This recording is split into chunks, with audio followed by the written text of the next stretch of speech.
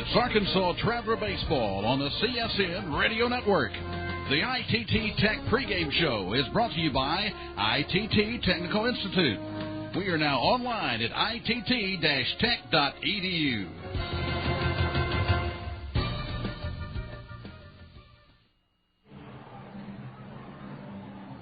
Live from Springfield, Missouri, Arkansas Traveler Baseball is on the air. Hello once again, everybody, and a very pleasant good evening to you. Welcome to Hammons Field in Springfield, where tonight Minor League Baseball and the Texas League present the Arkansas Travelers and the Springfield Cardinals in Game 3 of a 5-game series. Beautiful night here in Springfield. Welcome to the Creative Sports Radio Network's presentation of Arkansas Traveler Baseball and the ITT Technical Institute pregame show. You can always get ITT Tech online at itt-tech.edu. Travs trying to get back on the winning horse after losing yesterday, 7-5 to the Cardinals. It's not often that you blow a 4-run second-inning lead. Travs had back-to-back homers hit in the second inning by Mike Napoli and Mike Elward, giving them a 4-0 lead. But Tim Bittner, who looked fairly strong in the first 3 innings, faltered in the 4th and the 5th. Did not get an out in the 5th inning as the Cardinals rallied for 5 runs in the 5th inning and went on for the 7-5 win. The Travs did have their chances to get back into it. They had RBI chances in the 6th, 7th, 8th, and 9th innings, but could not take advantage of any of those situations, and they ended up going 2 for 15 with runners in scoring position. So certainly a lot of lost opportunities yesterday for the Travs, and a lost opportunity to pick up some ground in the Texas League East. The Tulsa Drillers were losers yesterday against the Wichita Wranglers 10-8, and so the Travs come in today still 4 games out of first place, and things are getting so tight in the East Division. Wichita, with the win yesterday, has pulled to 2 games in back of the Travs for second, and then Springfield is only 3 games in back of the Travs for second place. So there's 7 games separating first from last place in the East Division, which is proving to be a little bit more wide open than I think we might have been expecting when the Travs jumped out of the starting gate this year with 9 wins in their first 10 games. So today, they're taking on Springfield as they've gone 5-1 in 6 games versus the Cardinals, and they'll be sending left-handed pitcher Daniel Davidson to the mound. He is 4-1 with a 4.25 ERA. Pitching today for the Cardinals, right-hander Jeremy Cook. It'll be his 9th start. He's 2-1, 3.24 ERA. Cook had the responsibility of throwing the first ever pitch in Springfield Cardinals history when they played the St. Louis Cardinals in a couple of days before the start of the Texas League season. And Cook, again, his record 2-1, 3.24 earned run average. It is a spectacular day for baseball here in Springfield. It's 80 degrees, not a single cloud in the sky, no chance for showers as we get towards game time coming up in about 22 minutes. It's a pleasure to have you with us on the Creative Sports Radio Network.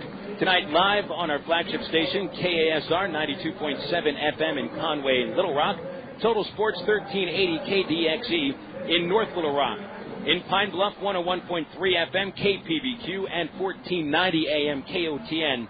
And our friends in Fordyce at 1570 AM KBJT. Of course, we're also live on the internet at www.travs.com and csnsports.com.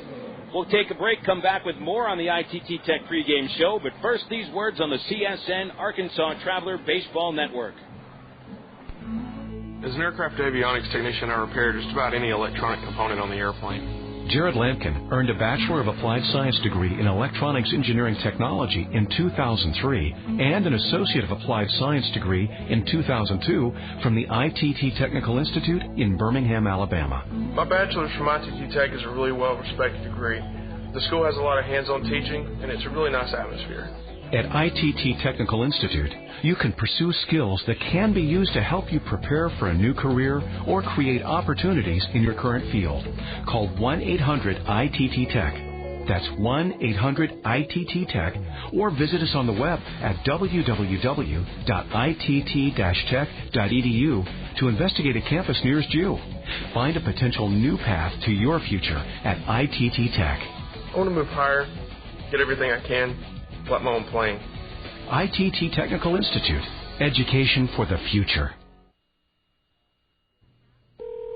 Brewery, can I help you? Hi, I just bought a 6-pack of your beer, and I think there's something missing in it. There's no taste in the beer. There's no taste. I was hoping maybe somebody in shipping could send me flavor. Like, I'm not trying. All I want is flavor. Sure, there's no Is there like a flavor distribution center in my neighborhood? I'll pick it up. No, there's no center. I'll tell you what. I got some Miller Lights here. That'll do the trick. Thank you very much. Okay. Have a good day. If you're going to choose on taste, choose the light beer that actually tastes like beer. Great tasting, less filling Miller Lite. Miller. Good call. Miller Brewing Company, Milwaukee, Wisconsin. Live responsibly. Better choices. Sonic's got them, others don't. Come in today for the spicy taste of Sonic's new Cajun chicken sandwich. A tender grilled chicken breast topped with crisp lettuce, fresh tomatoes, pepper jack cheese, and ranch dressing. Then seasoned with Sonic's savory blackened sauce. It's a little bit of New Orleans flavor served up hot and fast the way only Sonic can do it. But only for a limited time at participating Sonic drive-ins. The new Cajun chicken sandwich. It's not just good, it's Sonic good.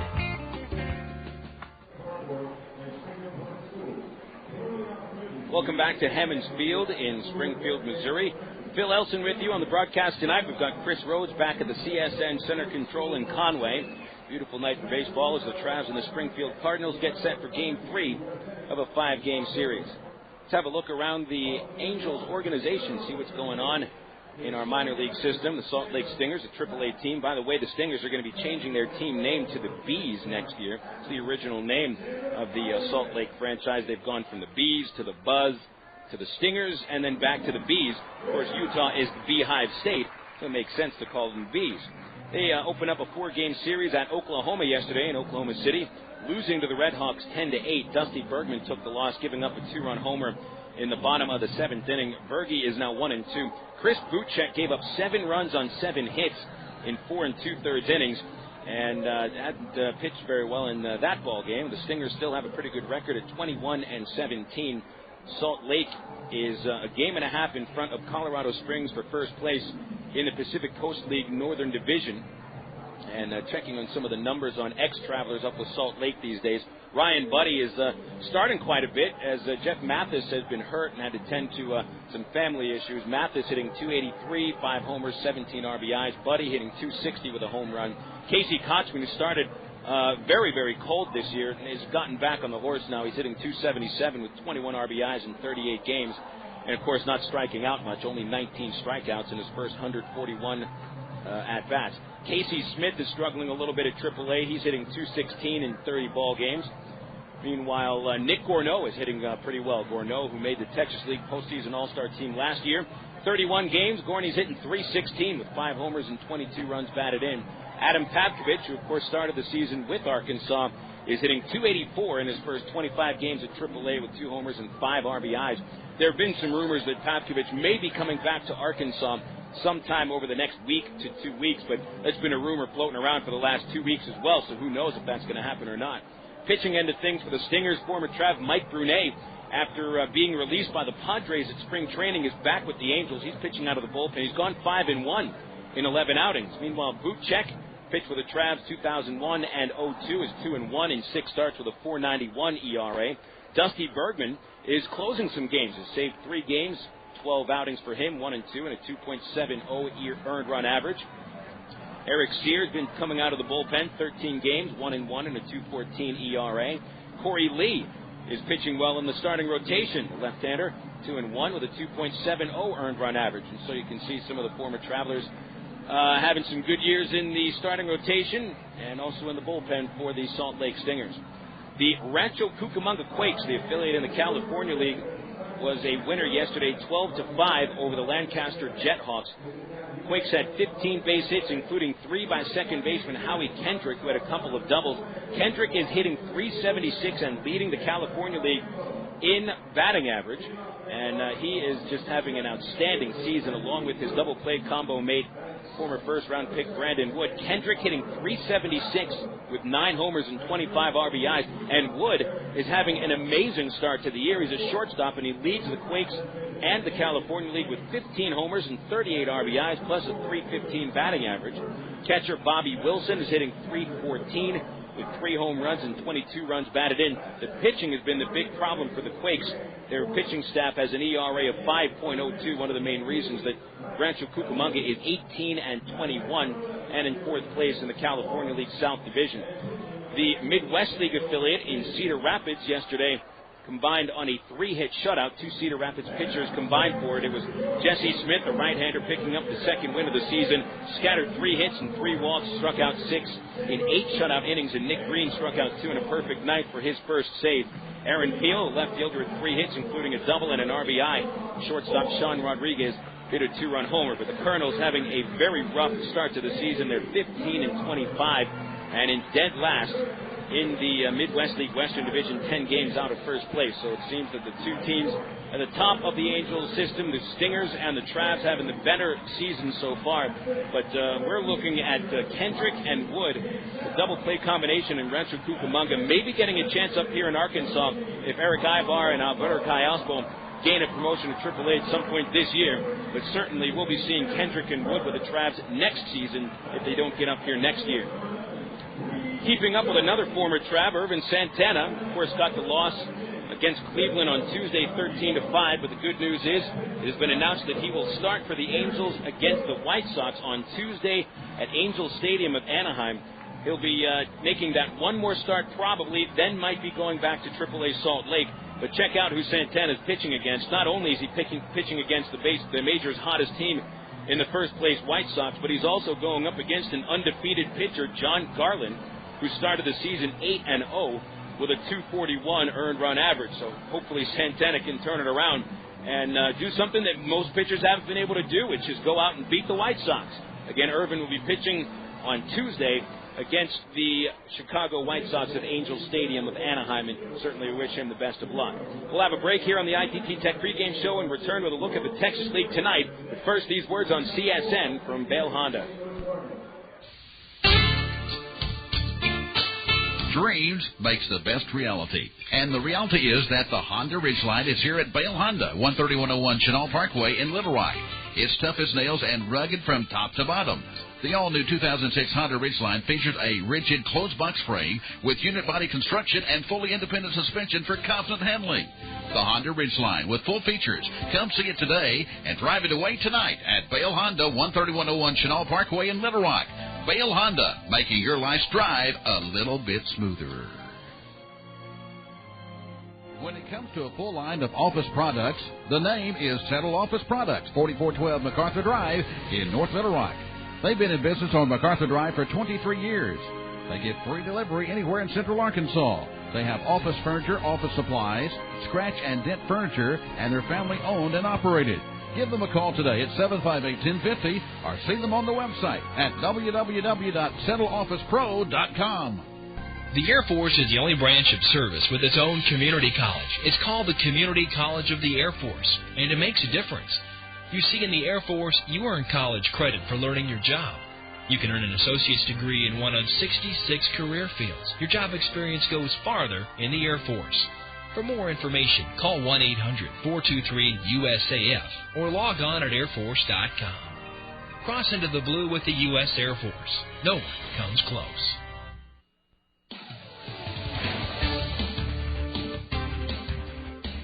If you're a fan of sports in Arkansas, then this summer CSN is the place to be, as we'll bring you Arkansas Travelers baseball, Arkansas Twisters football, and Arkansas Archangels basketball. In May, it's the high school baseball and softball tournaments and state championship games. In June, it's the high school all-star games, and in July and August, we'll bring you the American Legion state tournaments and championship games.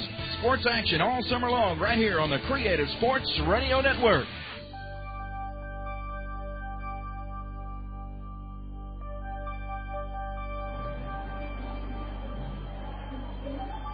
Right up along US 65, here we are at Hammons Field in Springfield, Missouri. Phil Elson with you for the ITT Tech pregame show. Checking out yesterday's Texas League action, there was another triple play turned in the league last night. The Frisco Rough Riders turned the trick, so there have been 2 triple plays in the league in the last 3 days. Frisco doubled up Midland 8-4, sending the Rockhounds to only their 13th loss of the season against 27 wins. And Frisco now at 15-25 get out of the cellar. Corpus Christi, a loser yesterday, 6-4 against San Antonio. So that sends the Hooks into the cellar of the West Division, 13 games out of first. San Antonio's 6-4 win brought the Missions within 6 games of first place Midland in the West. Over here in the East Division, it was Wichita over Tulsa, 10-8. Sean Saunier was the winning pitcher at 2-0. Barry Armitage struck out the final batter with a tying runs on base, his 5th save of the season. And the Wranglers Playing best baseball in the Texas League as of now over the last 10 games. They've won 7 of those 10. They're 19-21, 6 games out of first, and just 2 games behind the Travs for second place. In the league today, Corpus Christi hosting San Antonio at 7:05. Jason Hirsch starts for the Hooks against John Huber. Tulsa hosting Wichita at 7:05. Scott Randall and Brian Bass, the starting pitchers. And, of course, we've got Springfield and Arkansas here at Hammonds Field. Frisco and Midland starting at 7 o'clock tonight at the Giant Soda Bottle in North Texas. Right now, we'll take a 10-second station break for identification down the CSN line. This is Hammonds Field. This is from Springfield, Missouri's Hammonds Field. You're listening to the Creative Sports Radio Network, your home for Arkansas Traveler Baseball.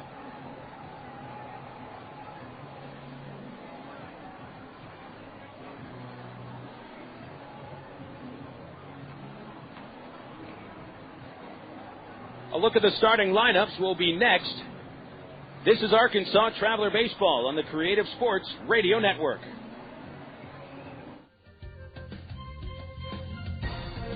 The ITT Tech pregame show has been brought to you by ITT Technical Institute. Now online at itt-tech.edu. Stay tuned next for Arkansas Traveler Baseball right here on the CSN Radio Network.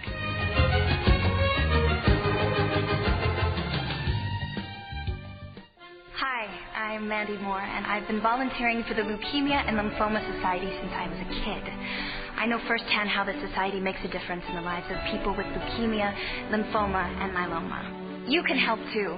For example, kids across the country collect pennies and spare change through the school and youth programs. In fact, that's how I got started. Families, neighbors, and businesses come together in communities across the nation every fall for the Light the Night Walk.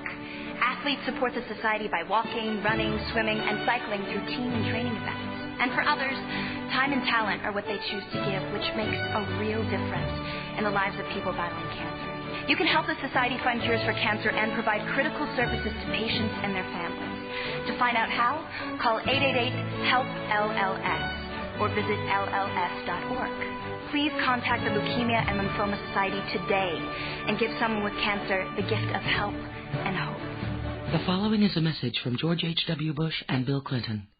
We're here today because, like you, we share a strong desire to do everything we can to help alleviate the terrible suffering caused by the recent tsunami disaster. Millions of people have lost loved ones, including children, homes, and in some cases, hope.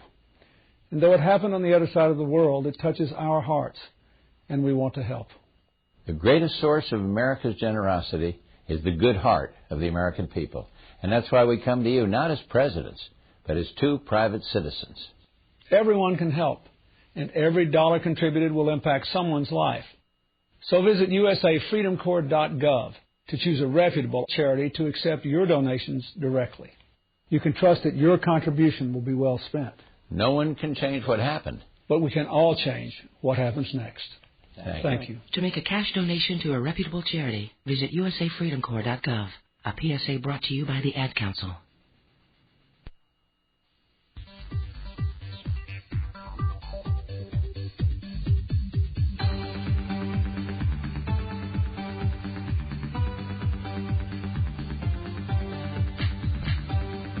A presentation of CSN, the Creative Sports Radio Network, brings you Arkansas Traveler Baseball. Today's game is brought to you by the ITT Technical Institute online at itt-tech.edu, by Coca-Cola, make it real, by Miller Lite, prevent taste loss with Miller Lite, by Allstate, you're in good hands with Allstate, and by the Sonic Drive-In. Arkansas Traveler Baseball is brought to you statewide on the Creative Sports Radio Network by Bale Honda. See the new Honda cars and trucks today. The U.S. Air Force, crossing to the blue. The Bank of the Ozarks, with several locations to serve you. And by the Conedo Tax Advisory Group. And now, the Texas League Arkansas Travelers.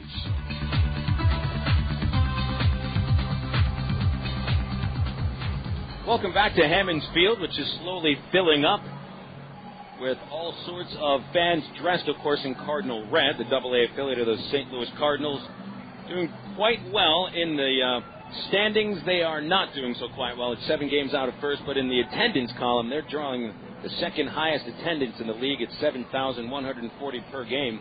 They're expecting a pretty packed house tonight and tomorrow. And then on Sunday in an afternoon game, they're expecting a crowd upwards of about 7,000 people. Let's have a look at the starting lineups for today's ball game. We'll begin with the S-Cards at 18 and 22. They're in last place in the East Division of the Texas League, 7 games out. Center fielder Sean Boyd leads off. Batting second will be the first baseman Andy Schutzenhofer. Hitting third, and in right field, Tyler Mingus. Cleaning up the third baseman, Travis Hansen. At the 5-hole, the catcher Robinson Cancel. Hitting sixth, the designated hitter Papo Bolivar. In the 7th spot is the second baseman Aaron Herr. Batting 8th for the Springfield Cardinals, left fielder Reid Gorecki. Batting 9th at shortstop Milko.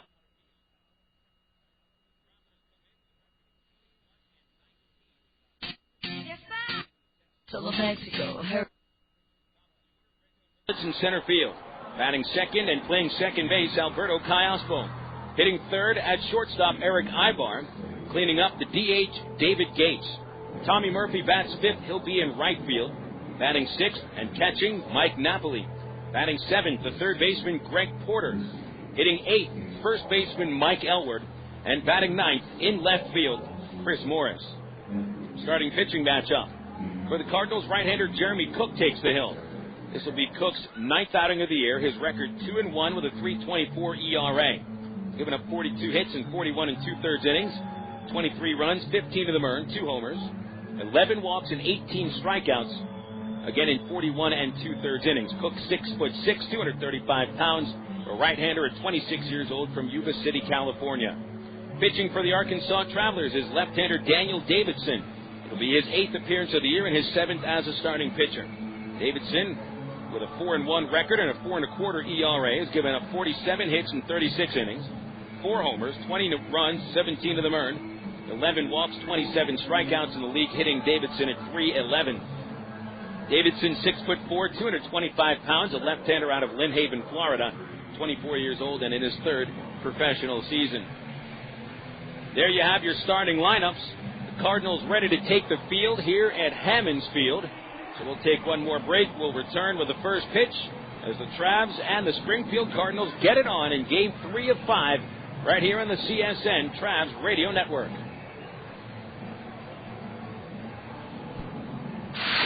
He joined the Air Force in 1964 and served in Vietnam. He commanded forces in the far corners of the globe. Rising through the ranks, he served as a 3-star general at the Pentagon. You'd think 30 years of distinguished service would be plenty. But if you're Norman G. Leasing, Lieutenant General, retired United States Air Force, that's just the beginning. Today, he's pursuing a new career as Walmart's Vice President of National Government Relations. Norm's journey took him near and far, through Asia, Scandinavia, Europe, the Middle East, and Webster University, where he earned a master's degree that served him well in his career. I'm Bob Costas, member of the board of Webster University. All Webster campuses around the world share the same belief. Education is more than just a degree.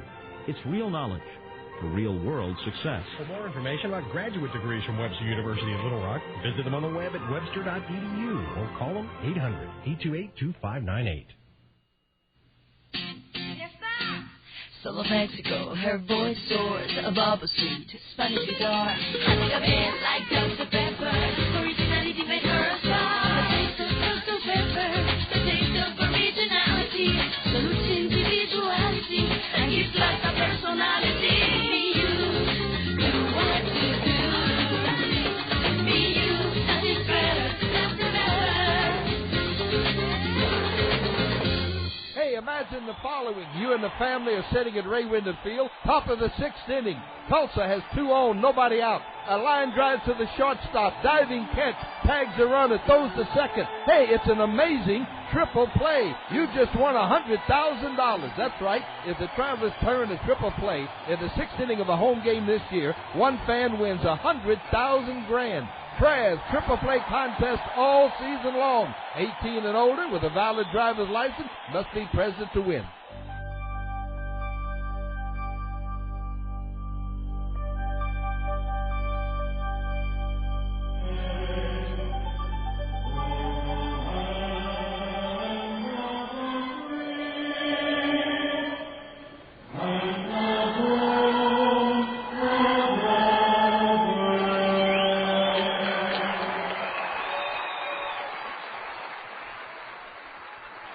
Welcome back to Hammons Field as we've just had the national anthem performed by a group of what looks like about 100 kids. Did a very nice job singing that Star-Spangled Banner.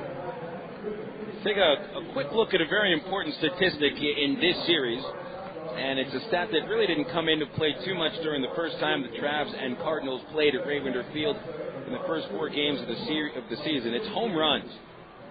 Home runs haven't been a huge part of the season for the Travs until the last few games. The Travs have been out-homered this year 35-29, and only one other team has hit less home runs in the Texas League than the Travs, and that would be the Springfield Cardinals at 28 on the season. So, over this series, however, the Travs have been whooping the ball on the home run tip. They have hit 10 home runs against Springfield, and 7 of them have come in the last 2 games. Yeah, the 5-homer game on the opener Wednesday, in which we had Alberto Callaspo hit home runs from both sides of the plate. And yesterday, the Travs had back-to-back homers by Mike Napoli and Mike Elward in the second inning. Travs in this series have scored 14 runs. In this series they've scored 17 runs, and only 3 of them have not come on a homer. And we know that the Travs are not a team that usually can rely on the home run, the big 3-run homer, or even the grand slam in order to bring home a few runs. They have to scratch out the runs. They have to steal some bases and string some hits together. So it seems that they may be relying a little bit on the home run too much, and it's not a bad thing to hit home runs here and there. Of course, it's a great thing, but it doesn't necessarily play into the Travs' philosophy as an offense. And when you're a team that doesn't hit too many home runs, you don't want to sit back and wait for them. And it seemed that at least yesterday, when the Travs had chances to bring home runs with a single or even a fly ball, they were unable to make contact or hit the ball in the air. So let's see what they can do today. They'll have Reggie Willits at the top of the order leading off. Here he is up to the plate. Jeremy Cook winds up and deals a first pitch strike, and we are underway at 7-12 today. Willits, Callaspo, and Aybar, the top 3 hitters in the order. Of course, all 3 switch hitters will be batting left-handed against the righty Cook. The 0-1, and it's fouled off by Willits for a count of 0-2. Reggie, in his 41st game, he's hitting .335, no homers, 14 runs batted in. His average tops on the ball club and 4th in the Texas League. Cook delivers an 0-2 pitch. Reggie swings and lines a base hit to right field. Right between first and second base, it'll be a clean leadoff single. And on an 0-2 pitch nonetheless. So a nice piece of hitting by Willits as he reaches base. Bringing up the second hitter, Alberto Callaspo. Here are the fielders behind Jeremy Cook. In the outfield from left to right, there's Reid Gorecki, Sean Boyd, and Tyler Mingus. On the infield, at third base, Travis Hansen. Milko Jaramillo at shortstop. It's an interesting choice to have Jaramillo start instead of Kevin Estrada, who's on a 10-game hit streak. Aaron Herr at second, Andy Schutzenhofer at first. Willits running on the first pitch. It is low. The throw to second is late. And Willits steals his 14th base of the season. And a count of a ball and no strikes. I believe the scoreboard hasn't put it up there yet, but pretty good throw by the catcher, Cancel. Willits got an outstanding jump. So Callaspo working with a 1-ball count and a chance to get in front here in the first inning. Cook checking on Willits. Here's the pitch. And Callaspo hits it high down the left field line. It is twisting away from the left fielder Gorecki and ends up foul over one of the berms in left field. 1 ball, 1 strike to Callaspo. Alberto, in 40 games, hitting .294, 5 homers, and a team-leading 31 runs batted in. Callaspo tied for 5th in the league with his 31 RBIs. 6 of those runs batted in have come in the last 2 games here at Hammons Field. A throw to second base. Willits almost caught at second base. A pretty bad throw by the pitcher, Cook. He had Reggie leaning towards third. And Cook lifted his leg and sort of awkwardly turned around towards second. And instead of giving the shortstop Jaramillo a good throw, he threw it right into the ground. You can see a little bit of a divot behind the pitcher's mound, which is right where the ball landed.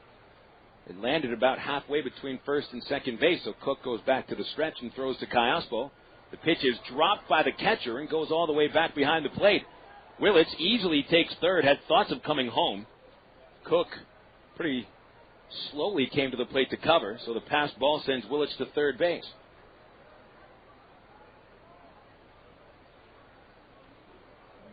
So Willits gets himself all the way to third base on only 3 pitches. A single, a steal, and a pass ball. Cards will keep the infield back. Travs were in spots like this in the last few innings yesterday and couldn't make contact. The 2-1, a changeup right down the middle, and Callaspo takes it for strike 2. 2-2.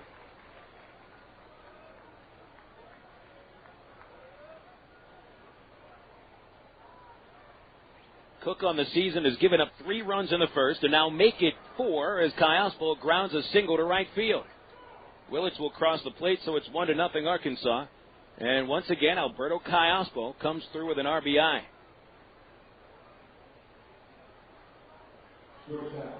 30th time Willits has scored this season. RBI number 32 for Callaspo. That'll bring up the 3-hole hitter, Erick Aybar. So the Travs grab the lead for the 3rd consecutive game. Unable to hold on to that lead yesterday. It's all due to some starting pitching. Got to get outs. Aybar stands in. There's a throw to first. Callaspo just beats the throw to first base. First base umpire is Aaron Banks. The crew chief Todd Waters calls the balls and strikes today. And the third base umpire is Brandon Kinney. Another throw to first. Callaspo wasn't too far off this time. Got back in. Kinney was behind the plate yesterday. He drew quite a bit of criticism during the game from the Springfield dugout. They've been pretty unhappy with the umpiring overall in this series. There's a strike to Aybar right down the middle. They have some good reason to be upset with some of the calls. Cooney's strike zone was pretty inconsistent yesterday. Waters, a little bit more of a veteran umpire, more consistent with his balls and strikes. Callaspo's supposed to dive back into first again. Cook's been going over there 3 times. He's only thrown 1 pitch to Aybar. Erick yesterday, 1 for 3, walked a couple of times, stole a base. The 0-1 and a swung on ground ball, chopped on the right side. It gets behind the second baseman, Herr. He booted it, and Callaspo goes first to third. Throw from right field goes to third base pretty late. And there's gold at the corners for the Travs and still nobody out. Charge an error to the second baseman, Aaron Herr. Herr had to take 2 steps to his left. Of course, that's the glove side of the second baseman. Tried to play it off to the side, but instead of fielding it, it kicked off his glove and bounded into right field. So the Travs have been given a couple of gifts here in the first inning. The passed ball from Cancel helped bring the run home. And now the error on Aaron Herr keeps the inning alive with nobody out.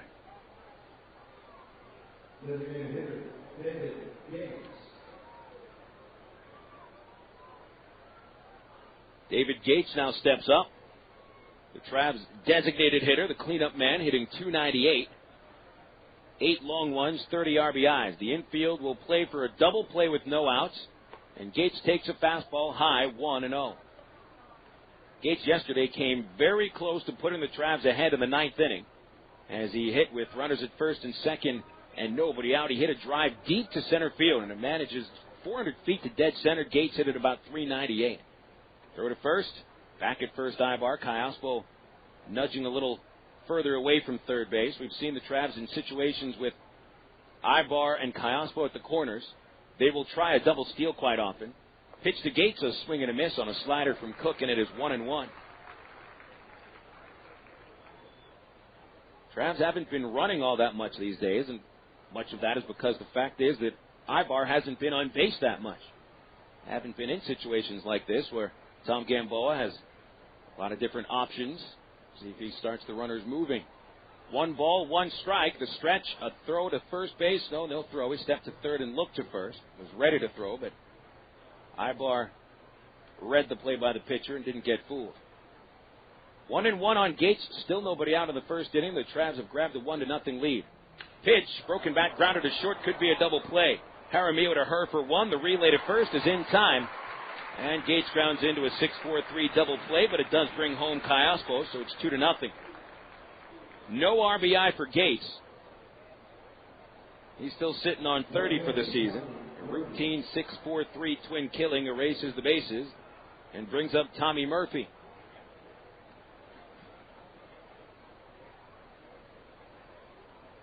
So Gates' problems with runners in scoring position continue. Last 15 at-bats without a hit, with a chance to drive in a run. Here's Murphy fouling the first pitch off for a strike. Cook came with a slow breaking ball. It's 0-1 on the switch hitting outfielder. Murphy was the final hitter yesterday for the Travs. Struck out to end the ball game. In Tommy's 40 games, he's hitting .297. 6 home runs, 22 RBIs, and a team-leading 30 runs scored. Cook's 0-1 pitch, and Murphy swings late and misses. It's 0-2.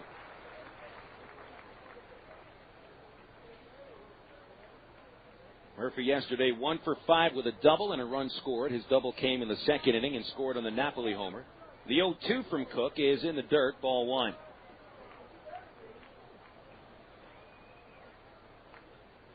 Two singles, a steal, a passed ball, and an error, plus a double play, bringing home 2 runs. Murphy stays alive, pops one over the Redbird roost over the third base seats. The second level of seats here at Hammons Field on the third base side is known as the Redbird roost. Got a couple hundred fans roosting up there.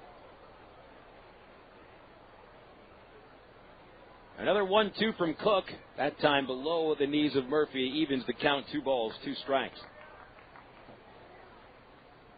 Right side of the infield, very deep for Murphy as he tries to start a little 2-out lightning. Here's the 2-2 pitch. Missed the outside corner, but not by much. Cook aimed that fastball for the low outside corner. Might have hit the corner, but also could have been a little low. Tough to tell from up here. 3-2 pitch. A swung-on ground ball hit hard on the right side. It's picked up by the first baseman, Schutzenhofer. Cook goes to the bag, 3-1. The out at first is recorded, and that'll end the Travs' first inning. Travs grabbed the lead, however, 2 runs, 2 hits, 1 error, and nobody left on base. Travs 2, Cardinals coming up to bat after these words on the Creative Sports Radio Network.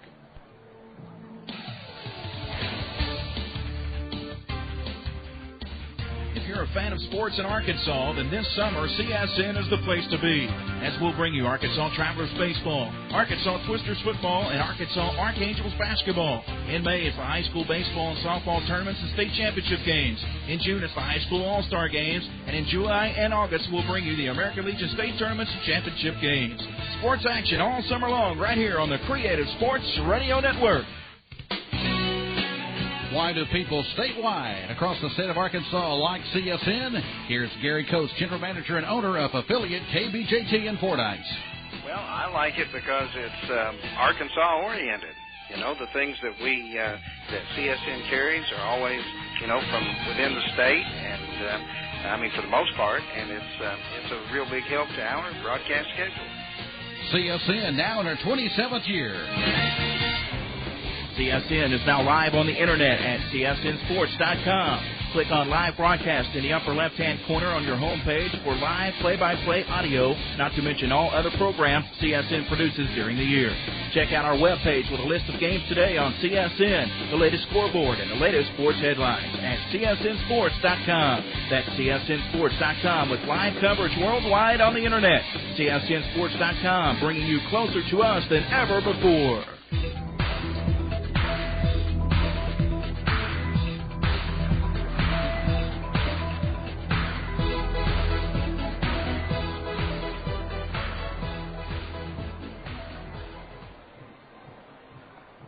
Travs give Daniel Davidson a couple of runs in the top of the first inning. 2 runs, 1 passed ball, 1 couple of hits. And an RBI single by Alberto Callaspo brought in Reggie Willits. Double play hit by David Gates brought in the second run. Daniel Davidson throwing warm-ups out on the mound. The tall left-hander from Lynn Haven, Florida, is the current active leader with 4 wins with the Travs. Of course, Irvin Santana picked up 5 wins in his month and a half with the ball club. Davidson at 4-1 with an ERA at 4 1/4. Takes the hill for the second time against Springfield. He had his Travs debut against the Cardinals on the 10th of April. Gave up just 1 run in 5 2/3 innings. Davidson waits for his first baseman Mike Elwer to get into position, and he does, about 10 steps away from the first base line, in a little bit. Leadoff batter is Sean Boyd. Right-handed center fielder looks at a pitch outside from Davidson. Ball 1. Middle infielders deep and the corners up just a skosh on the 1-0 pitch, and here it is from Davidson. It's popped up out of play by Boyd, and it's 1-1. That'll get into the crowd behind the plate. Boyd, Schutzenhofer, and Mingus. The top three hitters. Travis Hansen waits in the wings if anybody reaches base. Boyd and Mingus, right-handers. Schutzenhofer, a lefty. The 1-1, Boyd takes a strike on a fastball. Low inside corner from Davidson, and it's 1-2. Boyd, a defensive replacement yesterday in the ninth inning. He's the one who threw out Aybar, trying to get to second base on Gates' deep flyout. Turned out to be the big play of the game. Pitch is low to Boyd, and it's 2-2. Boyd hitting .248, no homers, 14 runs batted in. A 2-2 count. Davidson kicks with the pinch. And the changeup strikes him out swinging. Good-looking change from Daniel Davidson. Strikeout number 28 on the season. And Boyd is down swinging. That'll bring up Schutzenhofer. Now, I don't want to harp about Aybar's base running gap too much in the ninth inning from yesterday.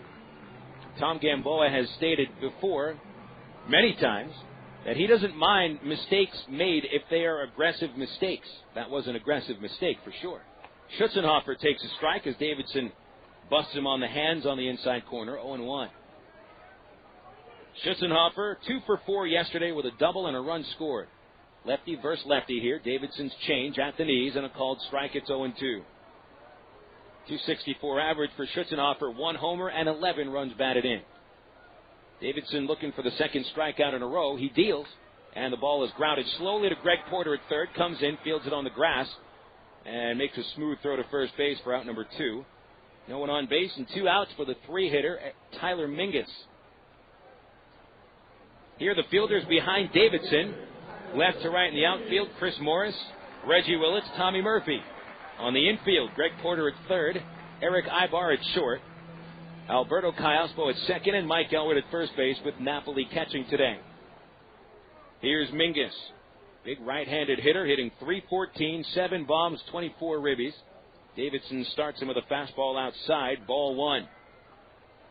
Mingus 0 for 4 yesterday, though he did force a run home with a bases-loaded walk against Tim Bittner in the 5th inning. This pitch fouled high down the right field line. That'll get over the home bullpen. And it goes over to a picnic area past the last section of seats.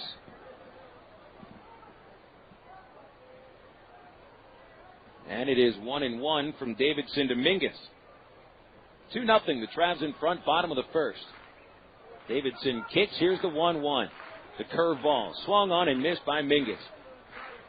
Pitch must have come in at 65 miles an hour. Mingus was nowhere near it. And it is 1-2. Here's the 1-2 delivery. Outside, a little low, 2 balls, 2 strikes. Well, you can already hear this crowd is getting into the ball game. Very responsive. Wait until we get to the middle innings. 2-2 pitch. Mingus gets under it, pops it up.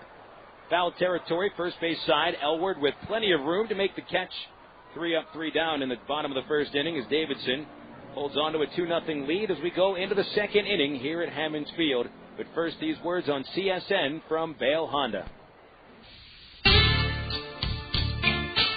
Dreams makes the best reality. And the reality is that the Honda Ridgeline is here at Bale Honda, 13101 Chenal Parkway in Little Rock. It's tough as nails and rugged from top to bottom.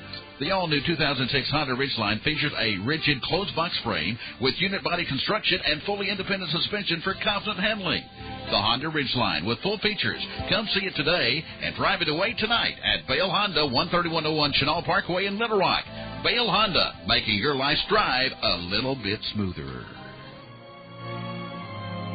When it comes to a full line of office products, the name is Settle Office Products, 4412 MacArthur Drive in North Little Rock. They've been in business on MacArthur Drive for 23 years. They give free delivery anywhere in Central Arkansas. They have office furniture, office supplies, scratch and dent furniture, and they're family owned and operated. Give them a call today at 758-1050 or see them on the website at www.settleofficepro.com. CSN is now live on the internet at csnsports.com. Click on live broadcast in the upper left-hand corner on your homepage for live play-by-play audio, not to mention all other programs CSN produces during the year. Check out our webpage with a list of games today on CSN, the latest scoreboard, and the latest sports headlines at csnsports.com. That's csnsports.com with live coverage worldwide on the internet. csnsports.com, bringing you closer to us than ever before.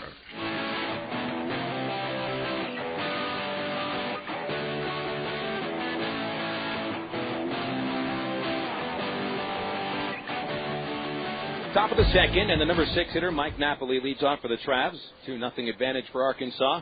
Napoli will take a pitch inside for a ball. Home run each of the last 2 games for Napoli. Solo shot to dead center field 2 nights ago. 3-run bomb yesterday.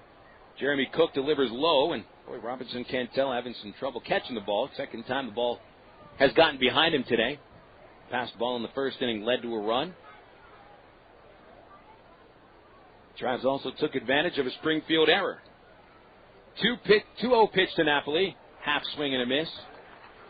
Didn't want to swing at it, but followed through anyway. 2-1. Following Napoli, Greg Porter, then Mike Elward. Napoli, right-handed, .269 average. 4 homers. 3 of them have come against the Cardinals. The 2-1 just missed inside. Cook with a 3-1 count to Napoli. 22 RBIs for Nap. Really starting to come around. Jeremy Cook's 3-1 is fouled away by Napoli. Straight over the net behind the plate. Hit the top of the press box. Bounds into the crowd. And you could certainly classify tonight's attendance as a crowd. Not too many empty seats. 3-2 pitch. Another foul ball. Same place. To the press box. And bounces back down.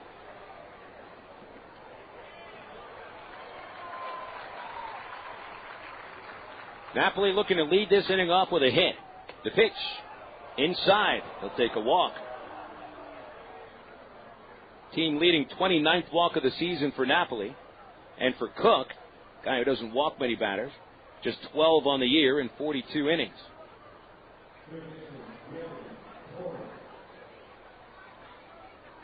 Cook has been hot and cold this year. Last time out, a victory over Wichita. 6 2/3 strong innings, scattering 4 hits and allowing 2 runs.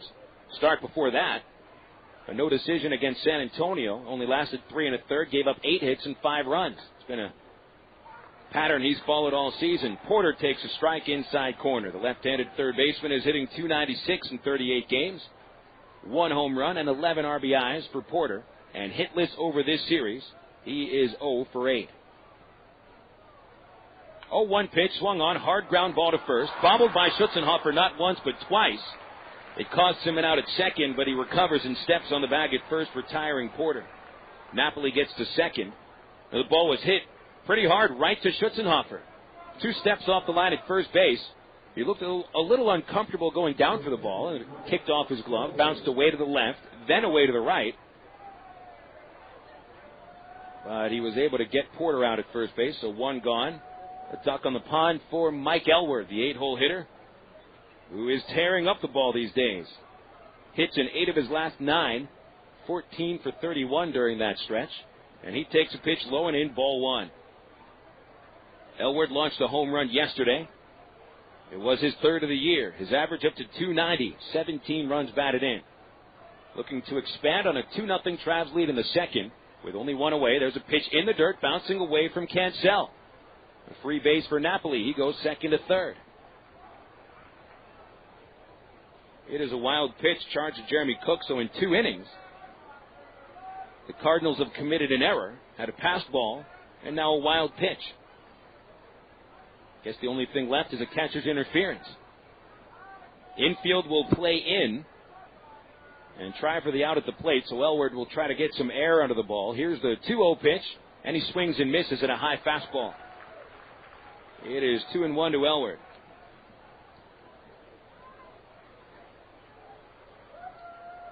In order for Napoli to score on a ground ball, it's going to have to be hit somewhere other than directly to an infielder. Pitch inside, 3-1. Elward will have to force one of the infielders to at least make 3 or 4 steps to get to the ball, and that'll give Napoli a chance to score. Fly ball should score him easily. The 3-1 on the way. Taken for a strike. And it brings it full 3-2. Good pitch at the knees by Cook. Having a rough start to the game. 3 balls, 2 strikes to Elward with Chris Morris on deck. The pitch popped up over first. Out of play. Ball heads over the roof at first base. Just over those luxury suites. Fans coming out of those luxury suites over to the seats that they have. They got 2 rows of seats in which to see those pop-ups come over their heads. 3-2 pitch, chopper to third. Napoli tries to score. Here's the throw to the plate, and he is out. Hansen, the third baseman, took that one hopper and quite calmly delivered a perfect throw to the catcher. Cancel blocks the plate nicely. Napoli pegged it home, 5-2. So Elwood at first on the fielder's choice, and the Travs could not capitalize on that. We'll see what Morris can do, hitting in the number 9 spot.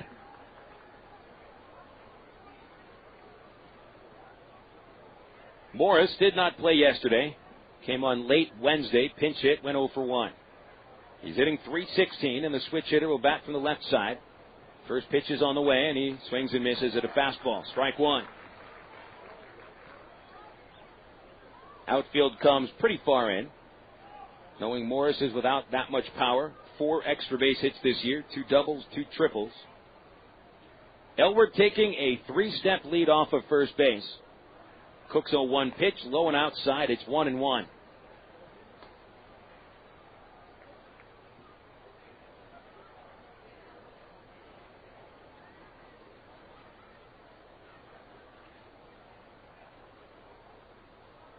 One ball, 1 strike. Here's the pitch. Fouled away. Right underneath the press box. And it is 1-2 from Cook to Morris. Travs already have 1 for 4 with a runner in scoring position. They've had 4 at-bats with chances to drive in runs in an inning and 2/3 against Cook. The 1-2 missed away by half a foot. 2 balls, 2 strikes.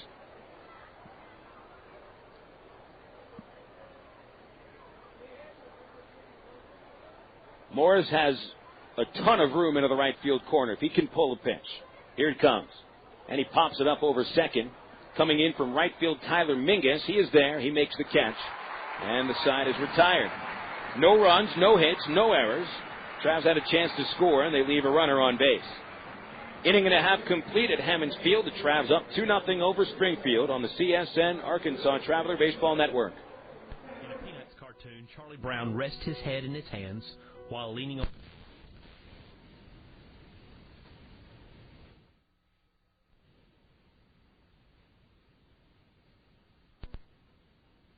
Looking for the perfect snack to go along with a game? Pick up America's #1 food craving and hit a home run with your family. With more than 300 varieties of cheese made right here in America, there are endless ways to cave to the crave. Stop by your local grocer for ideas on how to create mouth-watering appetizers that the entire family is going to love. Cheese is the perfect snack to accompany any game, and you'll be a winner with your family. Ah, the power of cheese. His friend Lucy approaches. She says, "Discouraged again, huh, Charlie Brown?" Charlie Brown doesn't even answer. "You know what your trouble is?" Lucy asks. Without waiting for a response, she announces, "The whole trouble with you is that you are you." Charlie Brown says, "Well, what in the world can I do about that?" Lucy replies, "I don't pretend to be able to give advice. I merely point out the trouble." I'm Mark Evans, pastor of the church at Rock Creek. You know, it's easy to be that person who only points out the trouble. Today, be the person who comes up with a solution. The church at Rock Creek has 4 weekend services. Worship times are Sunday mornings at 8 a.m., 9:30 a.m., and 11 a.m., and Monday night at 7 p.m. For more information, call 225-8684 or look on the web at www.churchatrockcreek.org.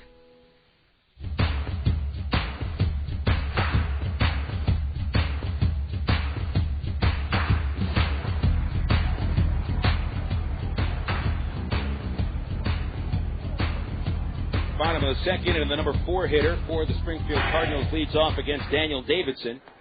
He will throw a first pitch fastball right down Broadway. Strike 1. 2-0 score. Travs in front. Phil Elson with you here on the Creative Sports Radio Network. Davidson set him down in order in the first. Left-handers 0-1. Curveball. Slowly bounced right side. Easy play for Davidson. Goes about 3/4 of the way to first. Underhand flip to Elwood for a 1-3 put out, and there's one gone in the second inning. That'll bring up Robinson Cancel. Cancel and Papo Bolivar. Two veteran players. Cancell's been around for a while. Hit his third home run of the season yesterday. Was 2 for 3 with a solo shot. And also a sac fly, which drove in the winning run for Springfield.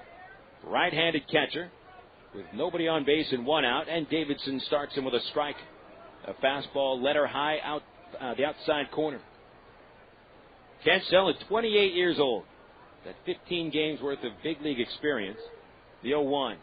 A swing and a miss on the changeup, and it's 0-2. Cancel got to the majors in 1999 with Milwaukee. That was his original organization. Batted .182. Hasn't been back to the majors since. 0-2 pitch. Outside from Davidson, ball 1. 1-2. Since then, Cancel has bounced around 2 other levels of the Brewers organization. Spent time with Midland in 2002 as well. And 3 different independent teams. Pitch popped up, shallow right. Murphy, shading his eyes from the sun, takes 1 step in and makes the catch, and there's 2 outs. Here in Springfield, the park is situated so that the Sun Field is located in center and in right. The sun sets over the Redbird Roost at third base and casts long shadows out to the right field corner. There's a bit of a glare off of one of the buildings located at maybe a half mile past right field. And as the sun continues to set, the glare will come down to the outfield fence in right and center. A little bit tough to see the ball from here. Wonder if it's tougher for the batters to see it. There's a foul ball by Papo Bolivar. Right-handed DH, hitting .243, 3 long ones, 19 RBIs. Davidson starts him with a strike. Here's the 0-1 pitch. And it's high and outside by Daniel, 1-1.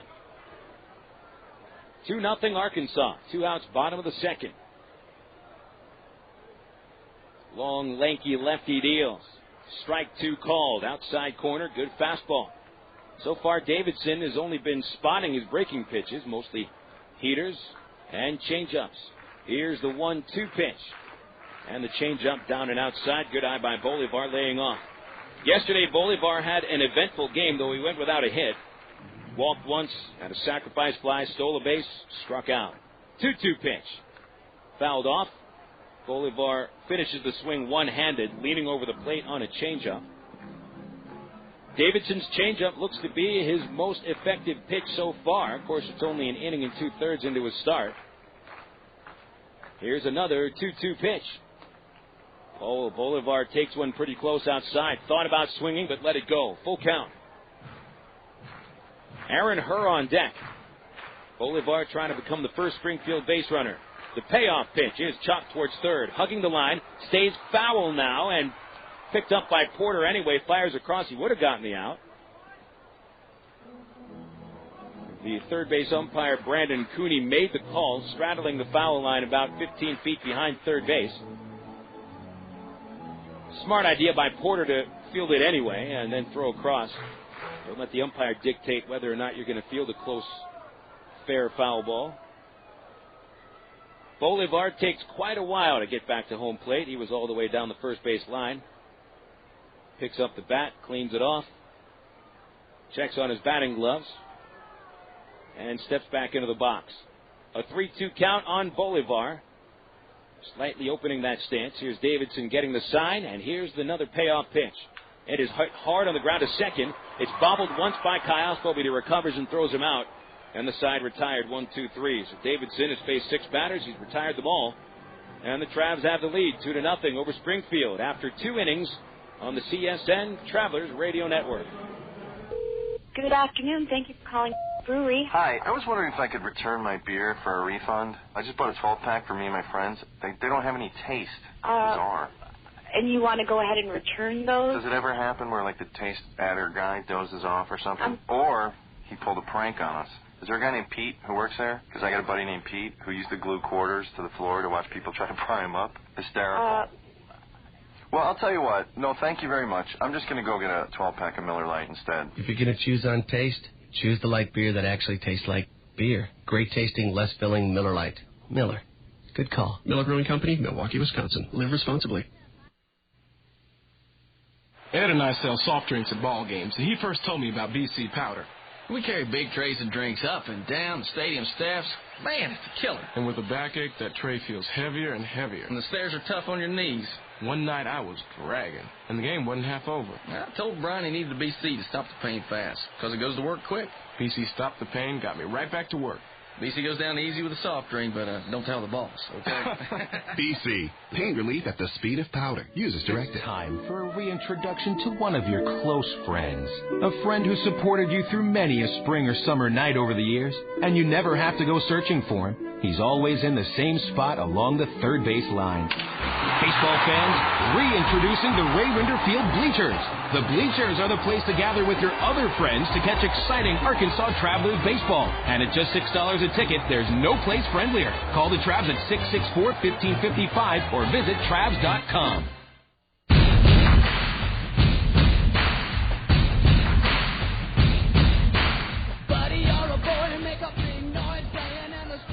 Top of the third, 2-0 score. Arkansas Travelers leading the Springfield Cardinals here at Hammons Field. Reggie Willits leads off here in the third inning for the Travs. He had a single, a steal, and a run scored in the first. Corners draw up. The first pitch is low for a ball. Willits, Callaspo, and Aybar here in the third inning against Jeremy Cook. Big right-hander delivers the 1-0, and Willits hits it on the right side. Way off of first. Schutzenhofer makes the play. Willits dives into first and beats the throw. Schutzenhofer picked the ball up about 25 feet off of first base. And Cook, though he broke for first base at the right time, he does not have the speed that Reggie Willits does, so Willits beats that out for an infield single. 8th infield single of the season for Willits and his second on the series. Third hit of the game for the Travs. Willits had the first, so he's 2 for 2. Here's Alberto Callaspo, knocked in Willits with a clean single in the first. Here's the stretch by Cook. A long pause, and Callaspo is granted time.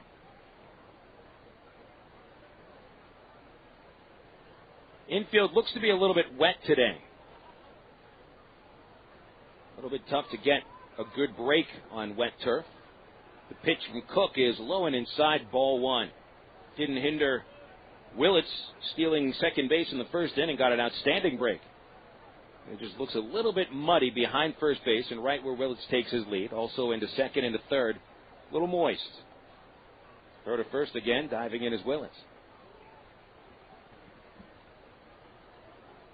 Tonight's game between the Travs and the Cardinals is the 6th game being played at Hammons Field in 3 days. 1-0 pitch, stroked line drive left field, but right to the left fielder Gorecki. Callaspo is out number 1. Willits back to first base. Been talking about it throughout the series. Hammons Field wasn't just built for the Springfield Cardinals. It's also the home of the Southwest Missouri State Bears baseball team, and they hosted Southeastern Missouri on Wednesday. And just today finished off the second game of the series that they are playing against Northern Iowa. And so that's 8 games in 4 days. Tomorrow will be the final game of the series for Southwest Missouri State. This field's taking a beating. The runner goes on the first pitch to Aybar. It's a pitch out. Throw. Out. Second base. He's gone. Good throw by Cancel. The pitch out negates the good jump that Willits got. He had an outstanding break on that. Just out at second base. Maybe by a few inches. But that was a bang-bang play. So the count on Aybar 1-0, and now a swing and a miss on a breaking ball. 1-1. So Willits pretty busy today. 1 steal, 1 time caught. 14th stolen base in the first inning. 4th time caught stealing here in the third. 1-1 pitch to Aybar. A swing and a miss at a fastball, and it is 1-2. So already the Travs have had 2 runners thrown out on the bases. Part of the Travs game, certainly stealing bases, forcing the issue offensively, but getting a lot of men thrown out. Aybar, jam shot, one hops the shortstop, gets over the glove of Jaramillo, try to backhand it. Aybar safe at first base. It'll be a call to single.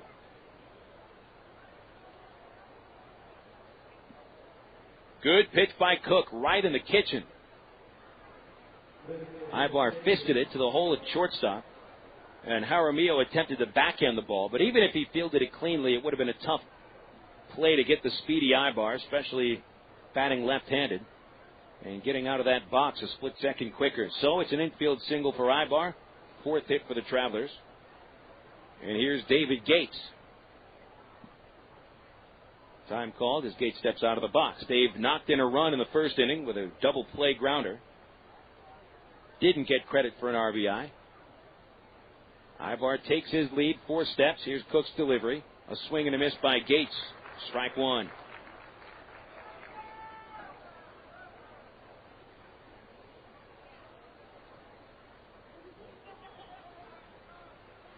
Gates now 3 for 9 in the series. And a home run on Wednesday.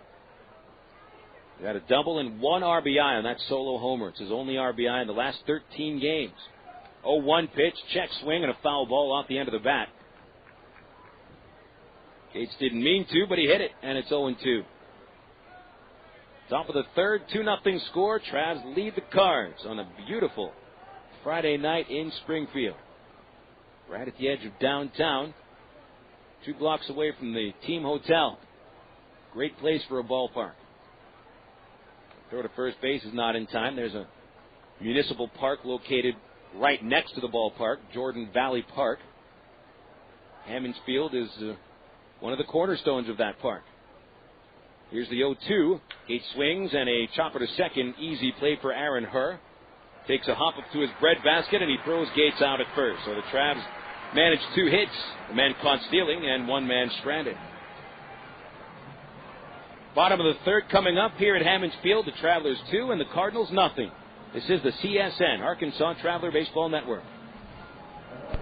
You are witnessing some intense pain here, folks. Throbbing muscles, swollen joints. This is pure torture. We're talking total body suffering. Not even the internal organs are... Bob, the game hasn't started yet. Game? I'm talking about me. Don't let orthopedic discomfort interrupt your life. Learn to manage it with Baptist Health in Ortho, Arkansas, the state's leaders in orthopedic medicine. To reach a specialist or for more information, call Baptist Health Healthline at 227-8478 and get back in the game. Ooh, I can feel that hit up here. It's easy to get discount tickets to Travs games all year thanks to Ready Ice. Arkansas's #1 ice company, Ready Ice presents Ready Ice Wednesdays at Ray Winder Field. Just pick up a discount coupon for any Wednesday Travs home game anywhere Ready Ice is sold, like most Shell and Exxon gas stations. Bring the coupons to the Travs box office for $3 general admission tickets to any Wednesday home game. That's Ready Ice Wednesdays at Ray Winder Field all season long. Thanks to Arkansas's #1 ice company, Ready Ice. I never wanted a Coke so bad in my life, like the time I took this really hot girl to a scary movie. I had just finished the entire tub of popcorn, extra salt, and my date had just finished her Coke. Which she could have offered me some of, considering I did pay for it, but whatever. So, I'm sitting there and my mouth is like a salt lake when she gives me the look, but there's no way I could kiss her. I gotta tell you, I would have done anything to have a Coke at that moment. They say the best lessons are hardest learned. I say don't date a girl who won't share her Coke. Coca-Cola. Make it real.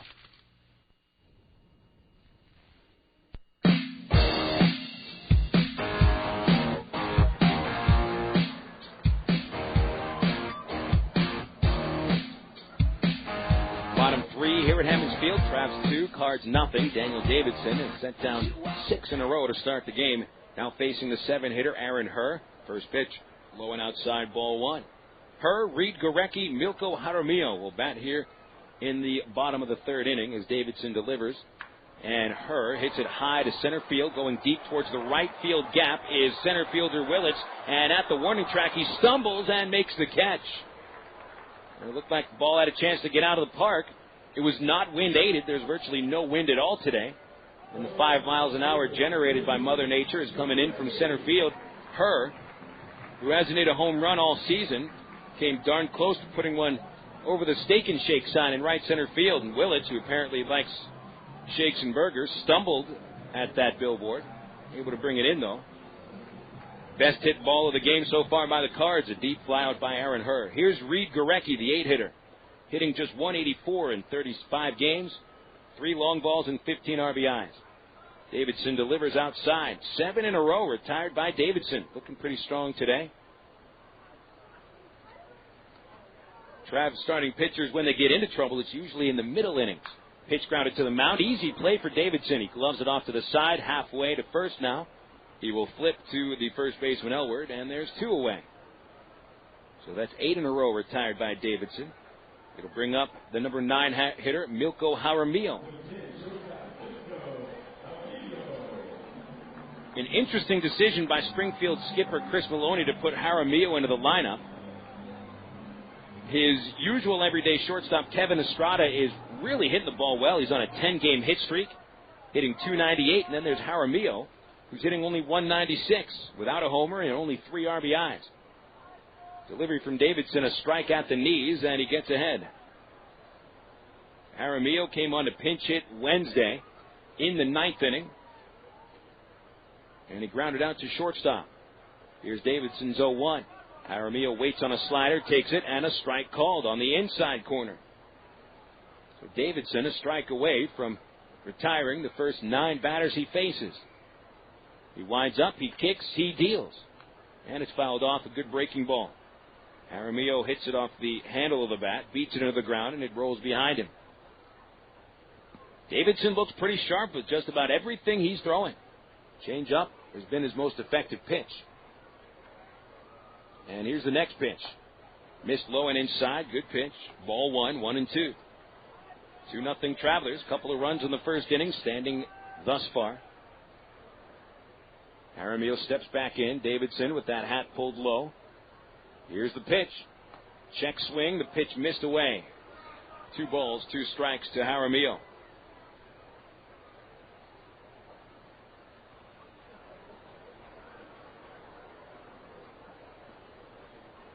A 2-2 count. Davidson looking to get us to the 4th. Pitch chopped to third. Charging Porter. Gloves it on the run. Throws it on the run. Gets him at first. Nice play.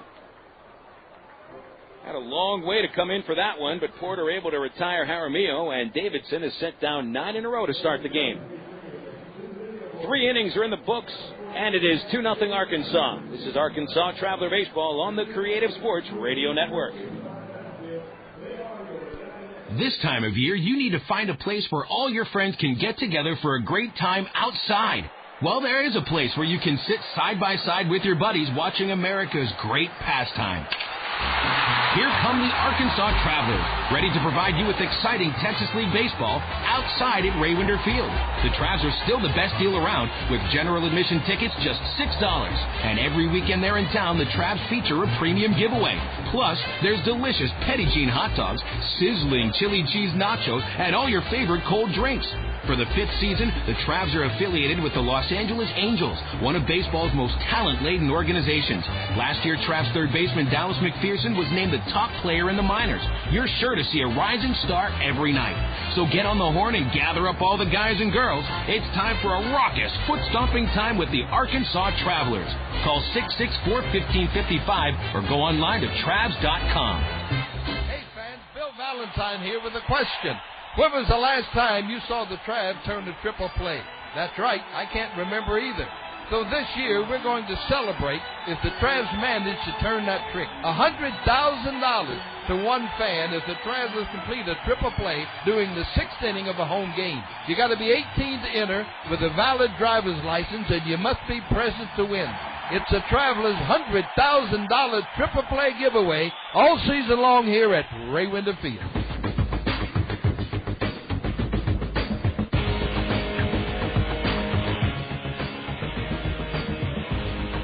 Here's Tommy Murphy leading off the 4th inning for the Arkansas Travelers. They got a 2-0 lead over the Cardinals. They'll take a first pitch strike. Total boards after 3. Travs, 2 runs, 4 hits, no errors, 2 stranded. Cardinals, no runs, no hits, 1 error. Nobody stranded. They haven't had a base runner. Murphy swung on, line drive, base hit over the first baseman's head. That'll roll all the way to the fence where Mingus picks it up. Fires into second base. Murphy already standing at second with a leadoff double. Travs in business here in the 4th inning on Murphy's 9th double of the year. We'll pause 10 seconds now for station identification. From Hammonds Field in Springfield, Missouri, this is the Creative Sports Radio Network, your home for Arkansas Traveler Baseball.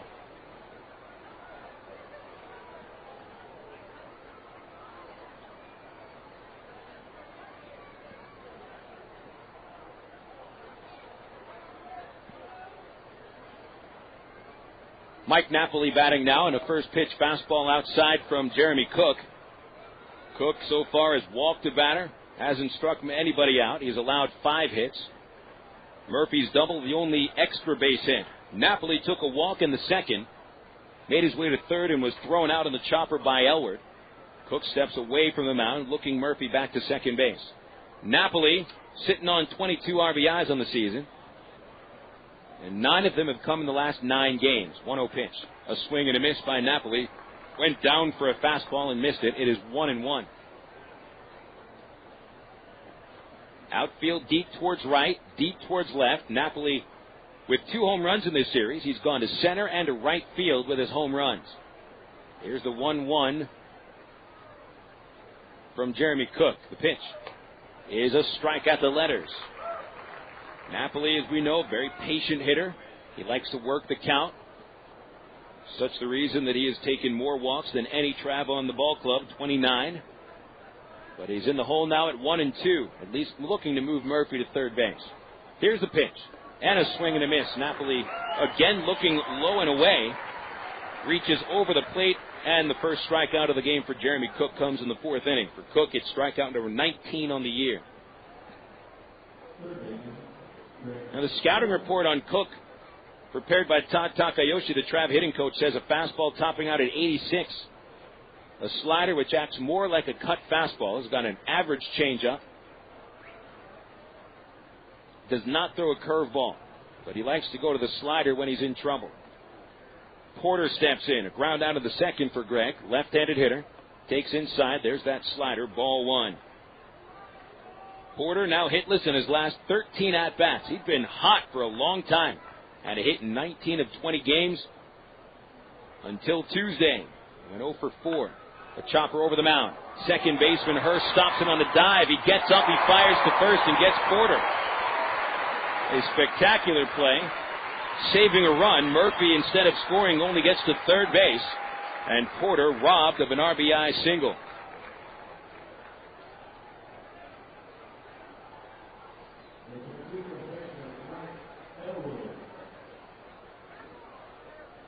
Ball was hit on the right side of the pitcher's mound, about 5 feet away from second base. Herr was playing deep, wasn't playing all that far in, and so he got to it, diving up the middle. Nice play. Here's Elward looking to bring a run home. With 2 outs, they need a hit. He'll take a first pitch strike.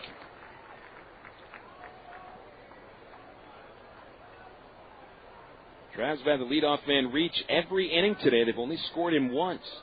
The 0-1 to Elward. He takes another strike, 0-2. That fastball at the knees. Cook has been pitching from the stretch virtually all game, and he's starting to look a little more comfortable from the stretch. He's got Elward 0-2. Elward bounced to third base in the second inning. Here's the pitch, and he pops him up. Over first base to shallow right field, Tyler Mingus drifts into the line, and in foul territory now makes the catch. So the Travs waste a golden opportunity. Murphy had a leadoff double. He only makes it to third. No runs, 1 hit, 1 left. Bottom of the 4th coming up in Springfield. Travs 2, Cardinals nothing. This is the CSN Travelers Radio Network.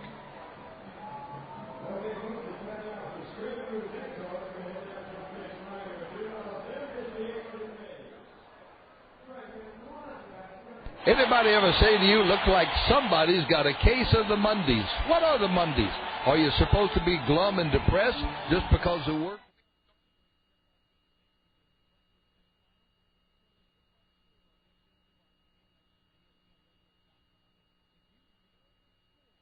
Pig and Chick has always given you and your family the best choices and great food. Many of you are now watching those carbs, and although the Pig and Chick menu has always offered great low-carb items, there's now a special low-carb menu featuring items with the same great taste Pig and Chick is famous for. Of course, you'll still find those great Pig and Chick ribs, barbecue sandwiches, catfish, gourmet sandwiches, chicken, steaks, and more. Bring the whole family for a relaxing dinner. In a hurry? Get it to go. Pig and Chick, 7824 Highway 107 in Sherwood. Open 10:30 a.m. till 9 p.m. Monday through Saturday. Did you know that more than 250 Arkansans are currently awaiting an organ transplant? And did you know that every 16 minutes, a new name is added to the organ transplant waiting list?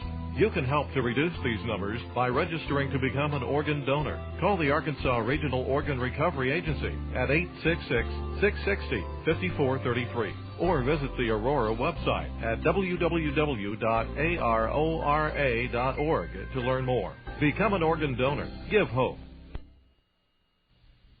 I never wanted a Coke so bad in my life. Like the time I went on a shop till you drop-a-thon with my girlfriend. So there I am, pinballing from store to store across the vast expanse of this mega mall, forced to give my opinion on her clothing choices, which she promptly ignored. I think it was from all the, yeah, that looks great, honey, but I was parched. Only one thing was going to unparch me, a Coke. I would have cried, but I couldn't spare the fluid. So next time I go shopping, it'll be online. Coca-Cola.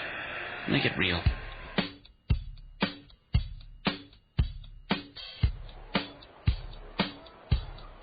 Already a count of 1-2 from Daniel Davidson to the leadoff batter of the fourth inning, Sean Boyd.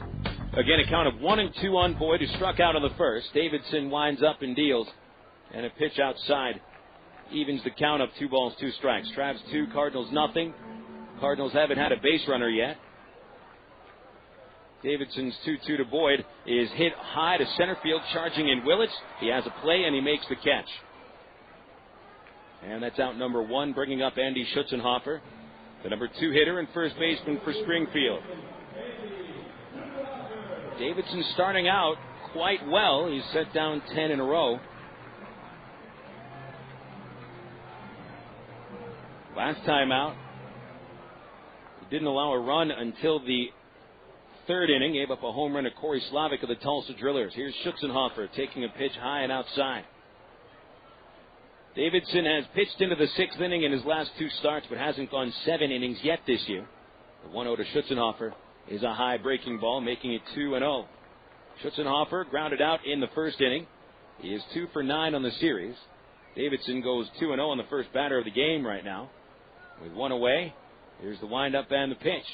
And Schutzenhofer fouls it up to the press box and makes it 2-1. That one went into the control room just to our left in the broadcast booth. Getting into the 7th inning is now a problem for the Travs these days. Starting pitchers having trouble pitching even 6 innings. 2-1 pitch, a swing and a miss on the curveball. Davidson's breaking ball working quite nicely, 2-2.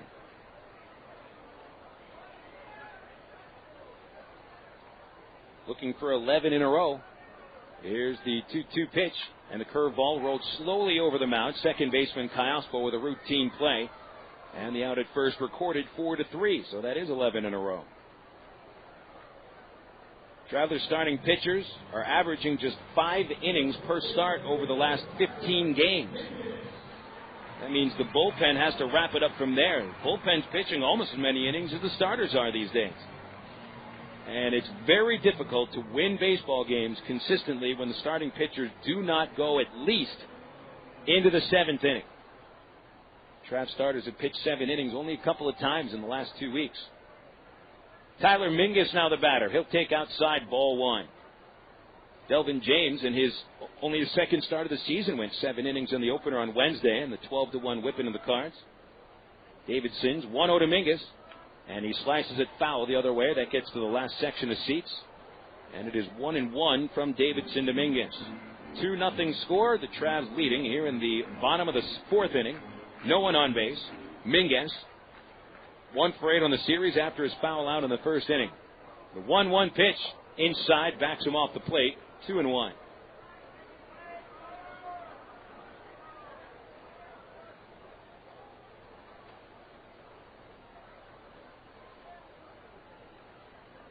Two balls and a strike as Davidson kicks. Mingus swings, hits a drive to deep center field. It has a chance. Willits back on it. Right in front of the warning track, he makes the catch. Ball hung up in the air, and it just doesn't seem to be carrying very well today. Daniel Davidson has retired the first 12 hitters in order. And the Travs take a 2-0 lead into the top of the 5th inning on the CSN Travelers Radio Network. Hey, nobody said quitting smoking was easy. But others have done it, and you can too, with help from the SOS Quit line, 1-866-NOW-QUIT. They'll give you the help you need to kick the tobacco habit. It's free, and it's free of nagging and preaching too. So call 1-866-NOW-QUIT and get the help you need. What have you got to lose, besides the most dangerous habit you've ever had? 1-866-NOW-QUIT. Call now. Hey, fans, Bill Valentine here with a question. When was the last time you saw the Travs turn to triple play? That's right, I can't remember either. So this year, we're going to celebrate if the Travs manage to turn that trick. $100,000 to one fan if the Travs complete a triple play during the 6th inning of a home game. You got to be 18 to enter with a valid driver's license, and you must be present to win. It's the Travelers' $100,000 triple play giveaway all season long here at Ray Winder Field.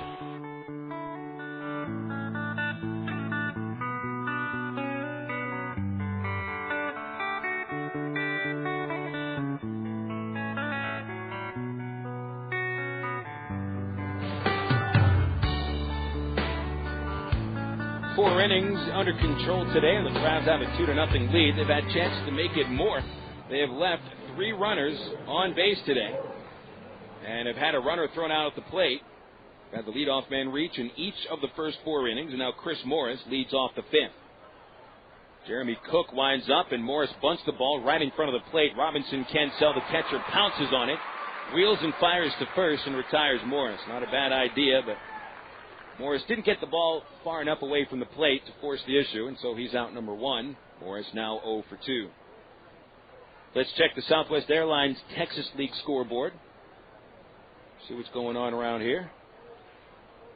Tulsa Drillers and Wichita Wranglers tied at 3 in the bottom of the 3rd inning at Driller Stadium. Wait now for Reggie Willits to walk up to the plate. A little late getting up there out of the on-deck circle. Sean Barker hit his 4th home run so far for the Drillers. Again, they're tied at 3 with Wichita in the 3rd. San Antonio a 2-0 lead at Corpus Christi in the bottom of the 3rd inning.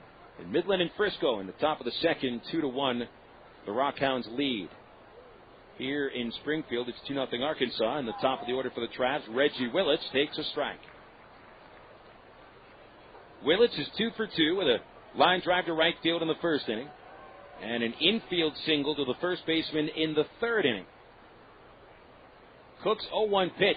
Willits swings, pulls it outside first, foul. Right in between Todd Takayoshi and Andy Schutzenhofer. Taco, talkative sort of first base coach,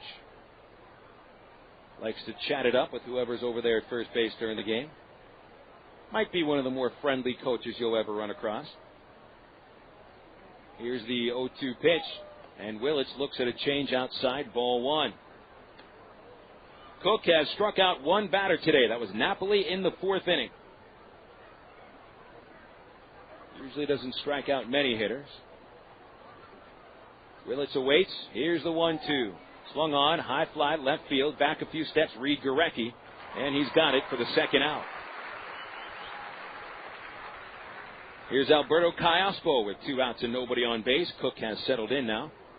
He has set down 5 in a row. Callaspo's RBI single in the 1st made it 1-0. And then he went from 1st to 3rd on Aaron Herr's error at second base. Scored on the double play hit by David Gates. Creeping in at 3rd, Travis Hansen. First pitch to Aybar is a strike on the outside corner. Actually, that's Callaspo for a strike. 0-1. He's batting left-handed. Right-hander Cook's pitch. Stroked high, deep, right center field. That has a chance. Boyd back to the wall. Has room and makes the catch. Boyd had 3 balls hit to the warning track right in front of that Steak and Shake sign. It's like a magnet for baseballs. 3 up, 3 down in the 5th. Halfway through tonight's action here in Springfield, the Travs have the lead, 2-0 over the Cardinals. This is the CSN Travelers Radio Network. Listen up, people. It's time to blow the whistle on taste loss. Taste loss happens when you can't taste your beer, and it's seriously traumatic. The process usually happens in 4 stages. The first stage, shock. Oh, no, you can't taste your beer. The second stage, denial. I can taste my beer. The third stage, anger. Why is this happening to me? And finally, the last stage, acceptance. I can't taste my beer. Blow the whistle on taste loss. Pick up a great-tasting, less-filling Miller Lite with half the carbs of Bud Light.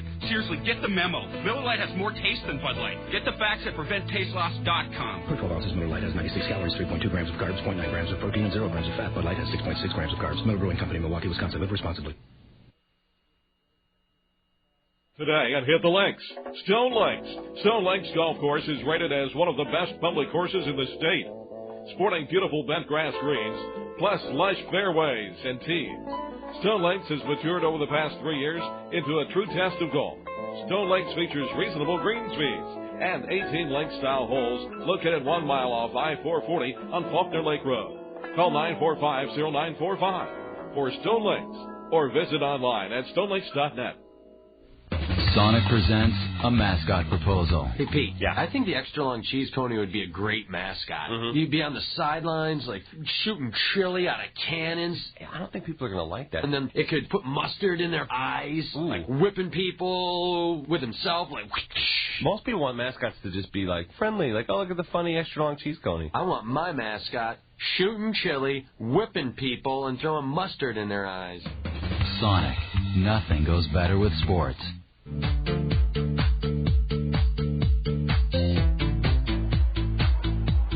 A first pitch strike to start the 5th inning from Daniel Davidson as Travis Hansen leads off. It's a 2-0 Trav score. Davidson working into the 5th inning without allowing a base runner. He has set down the first 12 hitters. Trav left-hander's 0-1 pitch is a fastball high and inside, making the count 1-1. So far, one of the better starts for any Traveler over the recent couple of weeks. And certainly the best start for Davidson this year. He has been fairly consistent. You seem to know what to expect from Davidson start to start. The 1-1, a fastball at the knees, and he gets it for a strike 2. 1-2 on Hansen.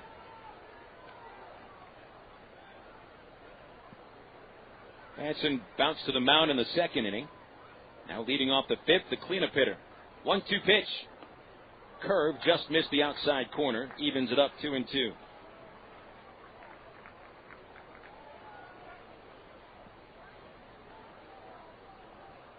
Davidson slumping those shoulders, gets the sign. Here's the 2-2 pitch. And a soft liner to third, caught by Greg Porter. So 1 away. And that's 13 in a row. Last time out, Davidson allowed 6 hits in 5 1/3 innings against the Tulsa Drillers. In an 8-5 loss, Davidson got a no decision in that ball game. Little control issues in the 5th and 6th innings cost him a lead. Through 2 wild pitches, including a strikeout wild pitch, which led directly to 2 big runs for the Drillers as they came back to win. Here's Robinson Cancel showing bunt, and he takes a strike. Cancel trying to surprise everybody by squaring around, and he did. But he didn't get the ball down. 0-1 count. Cancel fly to right field in the 2nd. Davidson's 0-1 pitch is ripped deep to the left field corner. Back at it Morris, and he makes a running catch in front of the warning track. Well hit ball by Cancel. It flies out just in front of the 3:15 marker in the left field corner, and there's 2 away. Now, the wind has been a little bit of a factor the first 2 games of this series. On Wednesday night, it was blowing out to left field pretty hard, and yesterday it was blowing out to right field pretty hard, but virtually no wind to speak of. Here in a very comfortable Friday evening in Springfield. Papo Bolivar, the batter. Right-handed, takes ball 1, low and inside. Lights have been turned on. They're taking their effect, and the sun is now setting over third base. No longer any glare on the field or on the outfield fence. 1-0 pitch. Bolivar taking outside, and it's 2-0.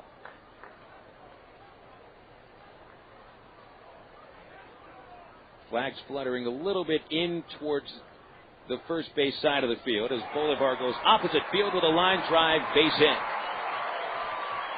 So the first base runner of the game for the Springfield Cardinals comes with 2 outs in the 5th inning. They were really starting to hit the ball a little bit harder over the last 2 innings. Boyd's line out to center. Mingus flied out to the track. Cancel's hard line drive to left field. So, I mean, if you had any thoughts of a no-hitter, it probably wasn't going to happen.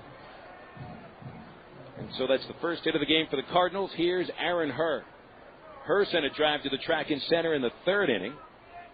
And Willits stumbled in front of the fence before making the catch. Now Davidson goes to the stretch for the first time. He deals, and the pitch is lofted over second for a base hit to center field. Picking it up, Willits. Bolivar stops at second, so back-to-back hits for the Cardinals here in the 5th.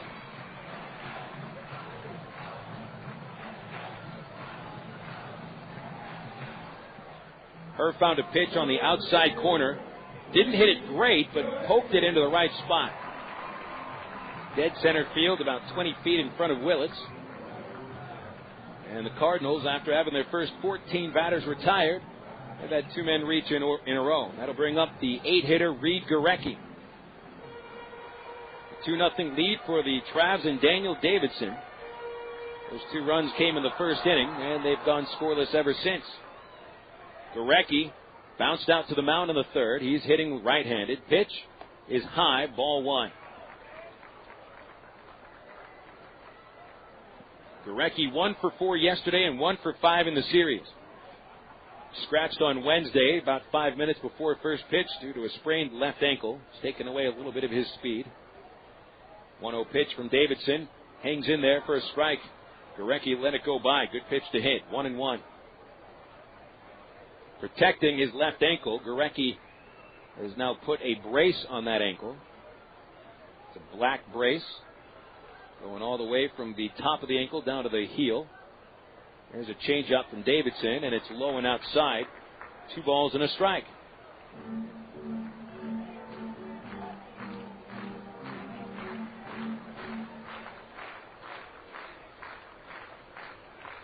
And at first and second, no one holds Bolivar at second base. Davidson throws the 2-1 and a curveball in there. Good looking, sharp breaking ball. 2-2.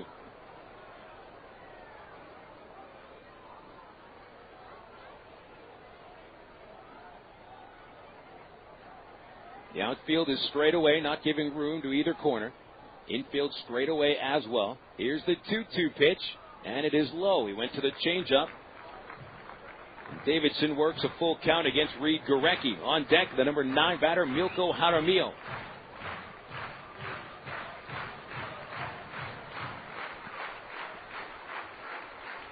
Big pitch coming up here from Daniel Davidson. The runners get a head start. Here's the pitch.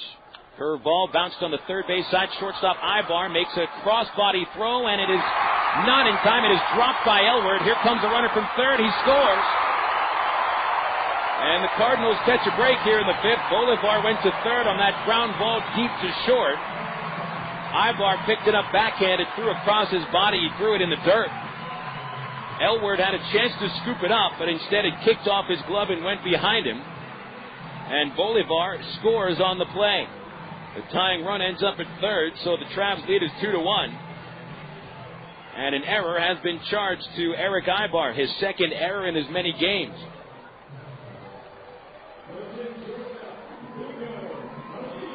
No base hit for Gorecki. Tying run at third, go ahead run at first for Milko Jaramillo. Time called. And there goes Keith Comstock, the Traveler pitching coach, to try to speak with Davidson, and the rest of the infield joins him.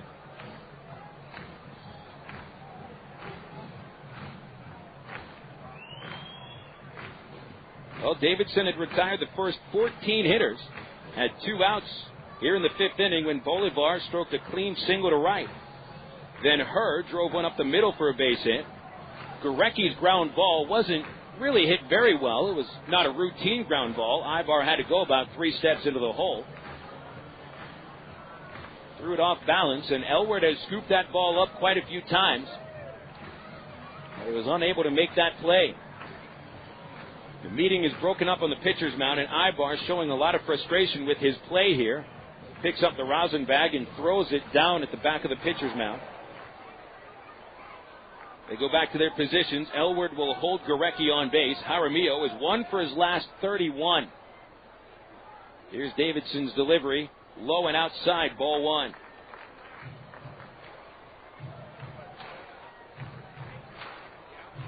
Jaramillo bounced out in the 3rd inning to the third baseman. He runs fairly well. Middle infielder's deep. Aybar very deep at short. The stretch. A throw to first base by Davidson. A deliberate toss over, sending Gorecki in there standing up.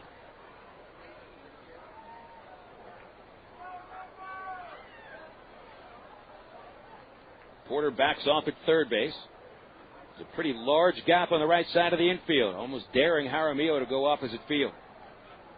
Davidson again throws to first. Gorecki leaning, but he threw it in the dirt. Elward able to scoop it up on the short hop. A good throw over might have caught Gorecki. He was leaning the wrong way.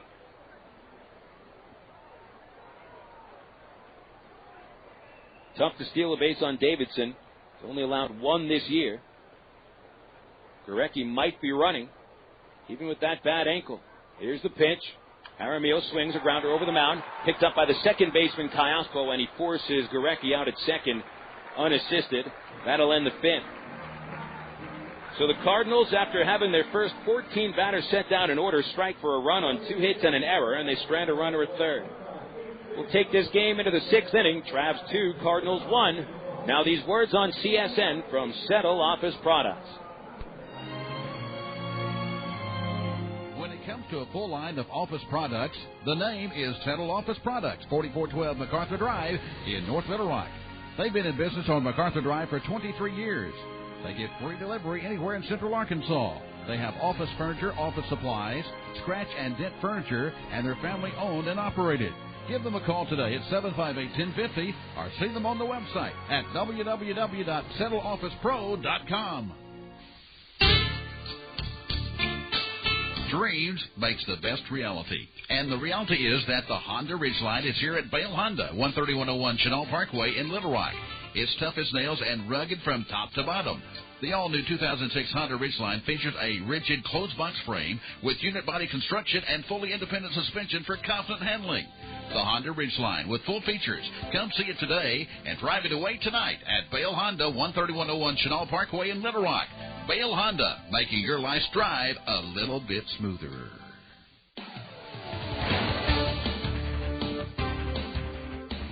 If you're a fan of sports in Arkansas, then this summer CSN is the place to be, as we'll bring you Arkansas Travelers baseball, Arkansas Twisters football, and Arkansas Archangels basketball. In May, it's the high school baseball and softball tournaments and state championship games. In June, it's the high school all-star games, and in July and August, we'll bring you the American Legion state tournaments and championship games.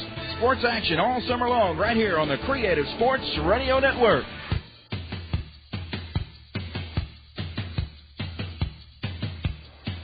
2-1 the score. We're into the top of the 6th inning. Erick Aybar leads off and takes a strike from Jeremy Cook. Cook has retired 6 in a row and 7 of the last 8 hitters ever since Aybar beat out an infield single in the 3rd. Pitch chopped to the mound. Easy play for Cook. The giant right-hander from Yuba City fires to first, retiring Aybar for the first time. Now 1 for 3. He'd also reached on an error. And here's David Gates. You know, the Travs yesterday had so many chances to score runs in the last 4 innings, but that was when they were trying to catch up with the Cardinals. They were down by 2 runs. Now here today, they got up 2-0 in the 1st. They've had chances to score in the 2nd and the 4th innings, having runners in scoring position and either 1 or no outs, and haven't come up with a big hit. The Travs these days are lacking clutch hitting. David Gates stepping in. He's been a reason for the lack of clutch hits. He's 0 for 2 today, including hitting into a double play in the 1st. Here's the first pitch. Gates takes high, ball 1. And the thing is, Gates is hitting the ball, just not with runners in scoring position. Last 17 games, he's hitting .354. But it's usually with nobody on base or a runner at first. The 1-0 pitch. And that is just a little bit high. 2 balls, no strikes to Gator. On deck is Tommy Murphy. He had the last Traveler base hit as Cook has settled in the middle innings. The 2-0 to Gates, and he takes a strike at the knees. It is 2-1. We'll have a look at some scores around the major leagues this inning on the Southwest Airlines out-of-town scoreboard. One final. It was from earlier today. 2-1 pitch. A check swing and a foul back. A lot of check swing foul balls from Gates. That bat seems to come through the zone when he doesn't want it to. 2-2. Interleague play at Wrigley Field, and the White Sox are the bosses of Chicago. 5-1 over the Cubbies. Freddie Garcia, an outstanding start, won his 4th. Greg Maddux took the loss. He falls to 2-2. Here's the 2-2 to Gates, and a chopper to short. 2 bounces for Milko Jaramillo. He sidearms to first base, retiring Gates for the 3rd time. And that is 9 in a row retired by Jeremy Cook. Here comes Murphy. In progress right now, the only all-National League game, the Pittsburgh Pirates 9, the Colorado Rockies 2, top of the 8th. Other interleague games, Battle of Ohio, 2-0 Reds over the Indians, top of the 8th. Solo homers by Felipe Lopez and Adam Dunn, accounting for all the runs in that one. Subway Series at Shea. Here's Murphy with a bunt. Tough play. Towards third, rolls off the lip of the grass. They're going to let it roll, and it dies on the foul line. Fair ball. A bunt single for Murphy. Couldn't have been any better of a bunt by Murph. The ball rolled off the lip of the grass towards the foul line about halfway to third base. Gave it just a little bit more momentum, but Tommy deadened the ball enough that it died on the chalk. Base hit number 6 for the Travs. And it breaks the string for Cook. Here's Napoli. That Subway Series, Yankees 3, Mets 1. They're in the top of the 7th. Fish over the Rays 7-4 in the bottom of the 5th at Dolphin Stadium. Here's a stretch by Cook. A long pause and he steps off. In American League ballparks, Boston over Atlanta 4-1, bottom of the 8th. Bill Miller, who went to Southwest Missouri State, is homered. Jason Varitek hit his 9th. Cook with a long pause before he gets the sign. Now he is ready. A quick throw to first. Murphy dives back into the mud. Arizona 5, Detroit 2. Diamondbacks take the lead with a 3-run 8th inning. The big Blue Jays-Nationals rivalry. 6-1, Jays over the Nats in the 9th. Vernon Wells hitting a couple of bombs. Napoli swings and misses at a fastball, strike 1. Phillies over the Orioles 7-2. Top of the 6th. Top 5 at Texas. 4-1, Rangers over the Astros. The Show Me battle in Kansas City. St. Louis 6, Kansas City 3. Runner goes, swung on, chopper to short, and an easy play for Jaramillo. He whips the ball to first base, retiring Napoli. Well, the Travs break that string at 8 in a row and a bunt single by Murphy, but he is stranded. 1 hit, 1 left. 5.5 are in the books here at Hammons Field. And the Travs lead it 2-1 on the CSN Arkansas Traveler Baseball Network. Fact. Only Gwatney Chevrolet in Jacksonville offers a 3,000-mile warranty on every used vehicle. Fact. Only Gwatney Chevrolet puts a brand new set of tires on every used vehicle. Fact. Only Gwatney Chevrolet puts a bed liner in every used truck. Fact. Only Gwatney Chevrolet offers a certificate of assurance that every used vehicle is good enough for a mom to drive. Fact. Only at Gwatney Chevrolet will you get the new car smell without the new car price. Fact. Gwatney Chevrolet in Jacksonville is the only place to shop for new and used. At Gary Eubanks & Associates, you've heard us talk about what we bring to the table. You ask what that means to you. Well, these verdicts and settlements are real results we've achieved for our clients, as large as $19 million for one case.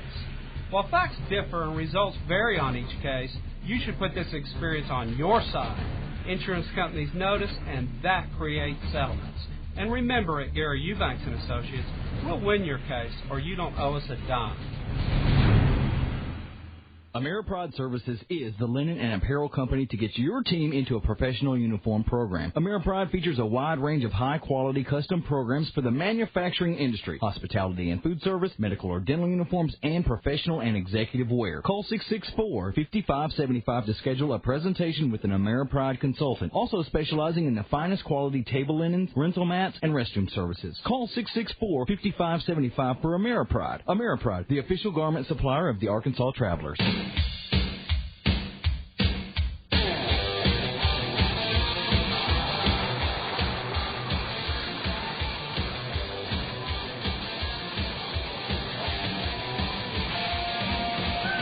Bottom of the 6th inning, as we're moving right through this ball game like a hot knife through butter. The Travs lead at 2-1. 6 hits for the Travs, 2 for the Cardinals. Each team has committed 1 error. Phil Elson with you on the broadcast tonight. A special 6:10 start time tomorrow as we get it on for Game 4. We'll have the ITT Tech pregame show at 5:45 on the CSN Radio Network. Leading off for the Cardinals in the 6th inning, the top of the order, Sean Boyd. He will foul off a pitch from Daniel Davidson. Davidson in 5 innings has allowed just 2 hits and 1 run, which is unearned. 0-1 on the way to Boyd. Right-handed hitter pops it up. Elward goes to foul territory, plenty of room. Just outside the coach's bracket, he makes the catch, and there's 1 away. think we got a couple other scores in the majors that got to finish here. Mentioned the Cards are beating Kansas City 6-3. Former Traveler John Mabry has hit his third home run. Filling in nicely for Scott Rowland. Of course, here fans in Springfield are expecting that Rowland, when he comes back off his injury, he will come here to rehab with the S-Cards. That'll be very exciting. But can rest assured the Cardinals are going to send Rowland to whatever minor league team is playing at home. There's a slider for a strike to the left-handed hitting Andy Schutzenhofer, who's grounded out twice, once the third, once the second. Davidson's 0-1. Schutzenhofer swings, a sharp line drive, shallow left center. Diving is Willits. He's got it! Oh, what a catch by Reggie Willits in left center field. A beautiful grab. Went about 25 feet, sprinting as hard as he could, lays himself out, brings the ball in. Little slow in getting up. But Reggie is okay. Wow. 2 stars in the scorebook for that baby. 2 gone in the 6th, and here's Tyler Mingus. If Willits didn't get to that ball, it was going to roll all the way to the fence, and Schutzenhofer would have had a crack at a triple. Definitely a huge play. Mingus is 0 for 2, and the first pitch is a strike on the outside corner. 0-1. Last score we get to, Minnesota over Milwaukee, 6-0 in the top of the 5th inning. 12 hits for the Twins, 2 for the Brew Crew. Davidson's 0-1 pitch to Mingus is nubbed in front of the plate. It's picked up in fair territory by Mike Napoli, and he's going to underhand the ball to first base for the final out of the inning. And Mingus is still standing at home plate. He thought that ball was foul. And here comes Chris Maloney, the manager of the Cardinals. He wants an explanation as well. We're going to take our break with the Travs leading 2-1. We go into the 7th inning at Hammons Field on the CSN Arkansas Traveler Baseball Network. Termites feasting, fishing, tackle, paints and spackle, tubs, jacuzzis, tapes and movies, everything from A to Z. Tile and lumber, tons of plumbers, elevators, coffee makers, radiators, party favors. Take a look and you'll see. Let your fingers walk into Yellow Book, not the other book. When it comes to making their buying decisions, people today let their fingers do the walking through Yellow Book Yellow Pages. It's no wonder. Yellow Book's packed with money-saving coupons, restaurant menus, and vital community info. And with more ads than ever before, it has everything you need right at your fingertips. It's easy to spot. Just reach for the yellow directory with the map on the cover and join the smart shoppers who choose Yellow Book, not the other book. Put your business in Yellow Book. Call 1-800-YB-YELLOW. Walk into Yellow Book, not the other book.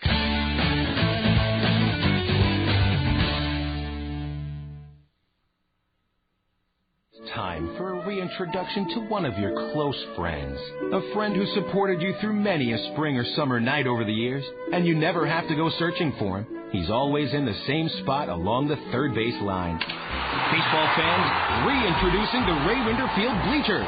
The Bleachers are the place to gather with your other friends to catch exciting Arkansas Travelers baseball. And at just $6 a ticket, there's no place friendlier. Call the Travs at 664-1555 or visit Travs.com. Your own way with National Car Rental. Take a one-time trip and discover Arkansas. National's great weekend special is just what you need for a trip to the Ozarks. Or get your friends together and rent a minivan to historic Eureka Springs.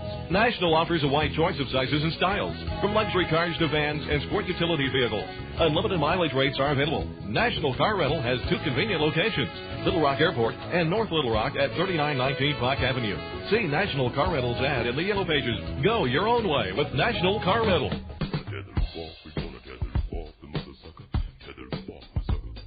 Greg Porter fouls off the first pitch of the 7th inning, so an 0-1 count on Porter. Already 6 innings in the books. Give you the totals in a sec. Porter taking outside, and it is 1-1. Travs 2 runs, 6 hits, 1 error. Arkansas has left 4 runners on base. Cardinals 1 run, 2 hits, 1 error. And they've left 1 man. Porter fouls one straight back, and it's 1-2.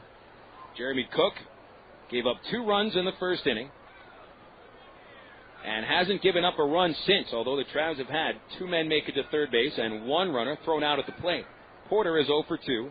The 1-2 pitch, he smacks it deep to right field. That one's going to get way over the head of the right fielder, Mingus, and it is gone. Holy cow!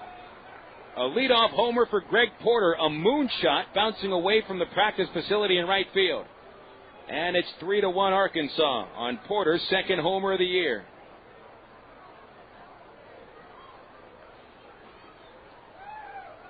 Porter's been swinging from the heels for the last 3 games. Finally connects on one, and a no-doubt shot to right center.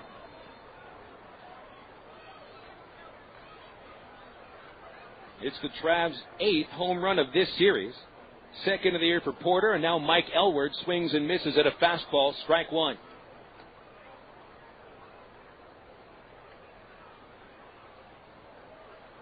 A home run off of Cook. It's just the third he's given up this season. 0-1 to Elward, and that's on the outside edge of the plate for a strike, 0-2. Porter was hitless in his last 14 at-bats before smacking that bomb.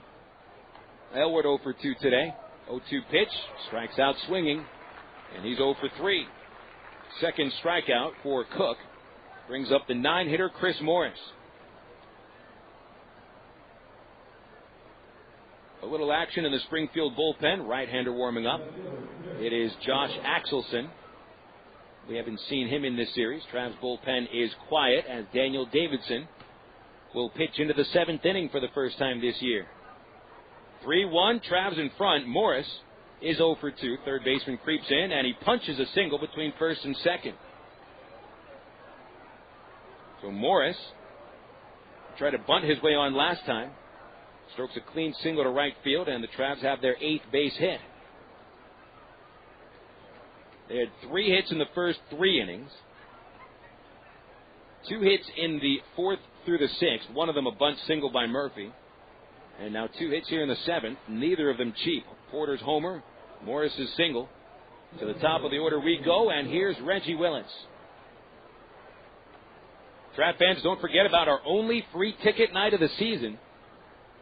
Next Tuesday, when the Frisco Rough Riders come riding into Ray Winder Field. 7:10 first pitch, and free tickets located at a Little Rock area Arby's restaurant. Morris runs on the first pitch. It's a strike. A good throw to second, but dropped at second by the shortstop Jaramillo. The ball ricochets to short right field, but Morris will hold as Mingus storms in from right and picks up the ball about 10 feet off the infield. A stolen base for Morris, though that was a gorgeous throw by Cancel. He got rid of the ball in maybe a second and a half flat. The throw was right on the base. The shortstop Jaramillo was late getting to second, and the ball ricocheted off his glove. So Morris steals his 5th of the season. And now Willits looking to drive him in. Willits is 2 for 3 with an infield single and a base hit to right. He'll bat left-handed. And Cook turns away from the pitcher's mound.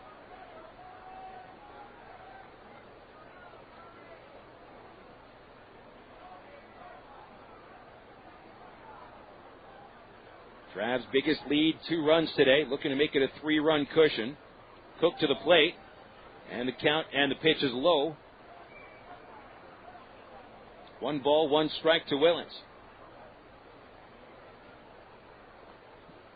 Right fielder Mingus comes in a few steps. They're pretty shallow all the way around. The third baseman Hansen coming up just a couple of steps. Second baseman Herb pretty deep. Cook lifts the leg, turns to second, no throw.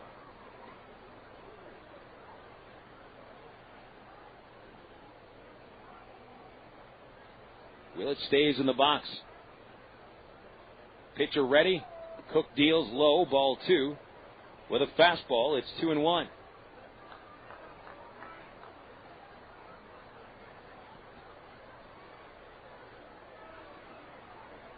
Willits out of the box for a quick second. Takes a practice swing. Now back in there. Morris takes the lead from second, about 6 steps. Shortstop holds him on. Pitch.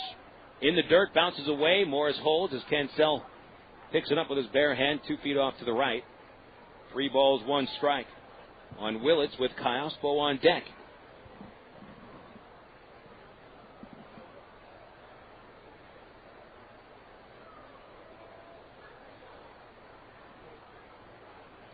Cook grabs the rosin bag. Flicks it down behind him. Big righty stands on top of the mound. Willits ahead in the count, 3-1. The pitch, hard grounded to second. Herr makes the play on 2 hops, throws Willits out. Morris goes to third.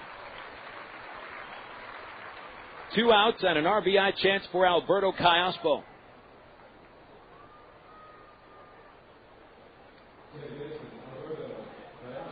Callaspo, the top RBI man on the team.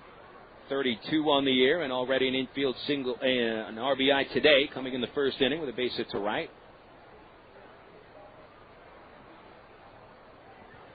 Here's the first pitch. Alberto swings, pops it up over third. Hansen drifting into foul territory, over to the railing. He has room and he makes the catch. Fans made room for him. Travs managed the solo homer by Porter, leading off the 7th. He had one more hit, and the Travs take a 3-1 lead into the 7th inning stretch at Hammons Field. You're listening to Arkansas Traveler Baseball on the Creative Sports Radio Network. CSN is now live on the internet at csnsports.com. Click on Live Broadcast in the upper left-hand corner on your homepage for live play-by-play audio, not to mention all other programs CSN produces during the year. Check out our webpage with a list of games today on CSN, the latest scoreboard, and the latest sports headlines at csnsports.com. That's csnsports.com with live coverage worldwide on the internet. csnsports.com, bringing you closer to us than ever before.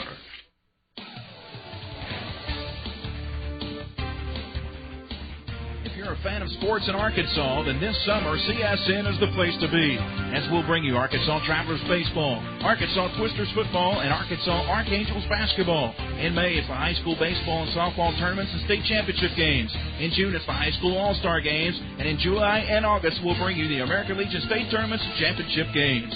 Sports action all summer long right here on the Creative Sports Radio Network.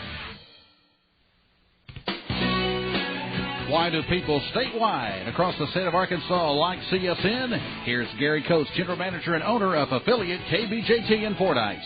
Well, I like it because it's Arkansas-oriented. You know, the things that that CSN carries are always, from within the state, and for the most part, and it's a real big help to our broadcast schedule. CSN now in her 27th year.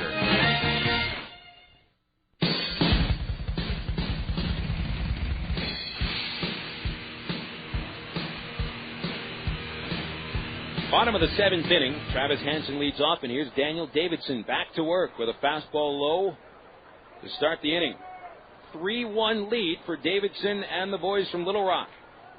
Davidson has allowed only 2 hits. He struck out 1, hasn't allowed a walk. 1-0 pitch, swung on, bounced foul just outside first base, 1-1. Hansen left-handed. Big game yesterday. Home run, 2-run single, 2 runs scored, but today quiet, 0 for 2. He's bounced to the mound and at a soft line out to third base. No leadoff man has made it on base today against Davidson. Hansen looking to become the first here in the 7th inning. Davidson into the glove, and here's his 1-1 pitch. Swing and a miss on the changeup, and that's 1-2. What makes Davidson's changeup, as any changeup, so effective is that he throws it with the same motion, the same arm angle as his fastball. Just comes out 10 to 15 miles an hour slower. He and Joe Saunders have the best changeups on the team. The 1-2. Inside with another fastball. Not even close to the strike zone. 2 balls, 2 strikes. Good purpose pitch there. Possibly looking for the outside corner. We'll see where Napoli sets up. Sets up outside. Here's the pitch. Curveball hit on the ground right side and past Elward. A base hit to right. Hung the curveball, didn't get it on the outside corner. Davidson missed his spot. And for the first time today, the Springfield Cardinals get their leadoff man on base. Davidson hasn't had to go to the stretch, but for 4 hitters. And that was in the 5th inning. Now he'll be working from the stretch for possibly the remainder of this 7th inning. Nobody up in the Arkansas bullpen. Remember, they're working with only 4 relievers, with Jonathan Rowenhurst in Anaheim tending to the birth of his first child. Robinson Cancel, the hitter, right-handed, 0 for 2, pitch away, ball 1. Cancel fly to right field in the 2nd. He was the final hitter that Davidson retired before allowing his first hit. Hit a screamer to left field that Morris made a catch at the warning track. Time called. Napoli walks to the mound. Just 3 games coming up at Ray Winder Field, Monday through Wednesday. I mean, when you're going off of a 5-game road trip and come home for 3 days, then go back on the road for 7, Little Rock is just another stop on the road trip. We might as well stay in a hotel. Davidson working from the stretch with a count of 1-0. Pitch high, and it's 2-0. Getting into a danger zone here in the 7th. Leadoff man on base, and Davidson working behind to Cancel, who's got a little power. And Matt Wilhite starts to warm up in the Travelers bullpen. Davidson to the belt. Now to the plate, the 2-0. Strike 1 called. Inside corner. Well, if you don't make it out to that 3-game series against Frisco Monday through Wednesday, we'll be back quite a bit in June. A 12-game homestand, June 3rd through the 25th. 2-1 count. The stretch. The pitch. Fouled off over the first base side of the field, out of the ballpark completely, 2-2. And fans, you've been waiting for it all season. You've been asking about it. It is back. Friday, June 3rd, midget wrestling at Ray Winder Field. Right before the ball game, Beautiful Bobby and Lil Cato battle it out once again for the 5th consecutive year. 2-2 pitch, another foul ball. Still 2-2. 1958 replica caps to paid adults on June 4th. That 58 season was the first year that the Travelers took the entire state of Arkansas for its name. Of course, they were the Little Rock Travelers 1901 through 57. So that 1958 replica cap has an AT on it. Stretch. 2-2 pitch. No, a throw to first instead, sending Hansen diving in. Floppy fishing hats to paid adults, June 10th. Soccer balls to paid kids, June 11th. Team photos, June 12th. Something given away practically every day on the upcoming homestand. Well, the second homestand coming up. Here's a line drive to left field. Morris back, plenty of room, makes the catch. And although Cancel's hitting the ball well, nothing to show for it. He's 0 for 3.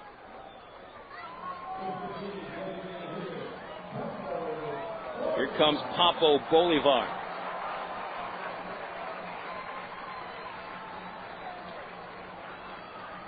Bolivar seems to be a bit of a fan favorite here in Springfield. They do give him a nice round of applause when he comes up to the plate, and you hear people shouting out, Papo, Papo. It's got to be his name.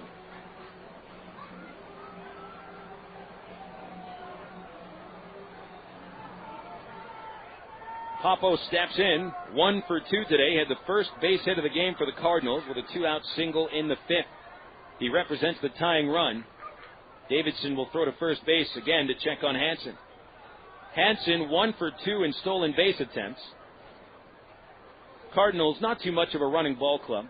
They've stolen 24 bases, caught 20 times. And their best base stealer, Kevin Estrada, is on the bench today. Now the first pitch is driven to the left field gap. That gets in for a hit. It'll roll to the fence.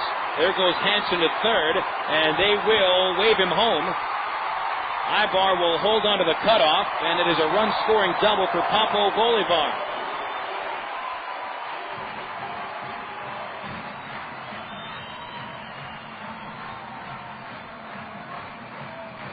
Davidson is starting to get hit here in the last 3 innings.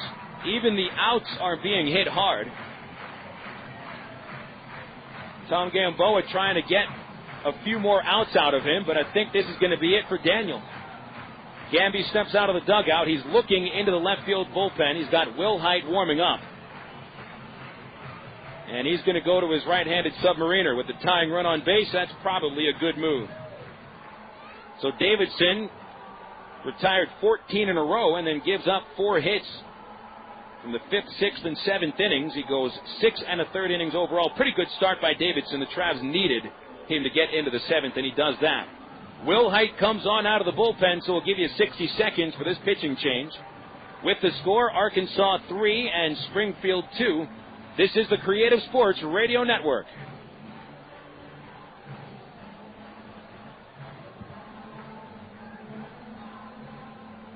The Air Force is the only branch of service with its own community college. It's called the Community College of the Air Force, and it makes a difference.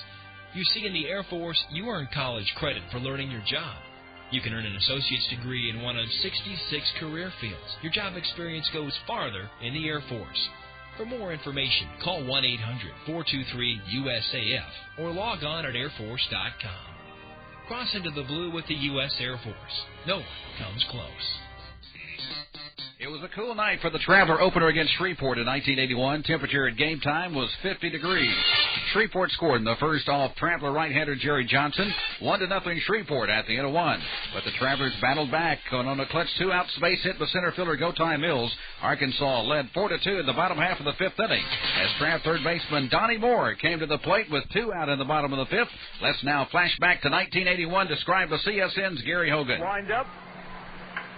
Yes, sir. Sharp fly ball to right field. That thing is out of here on the screen. Donnie Moore with a home run to right field. The right fielder just said it's gone. He didn't even give chase to it.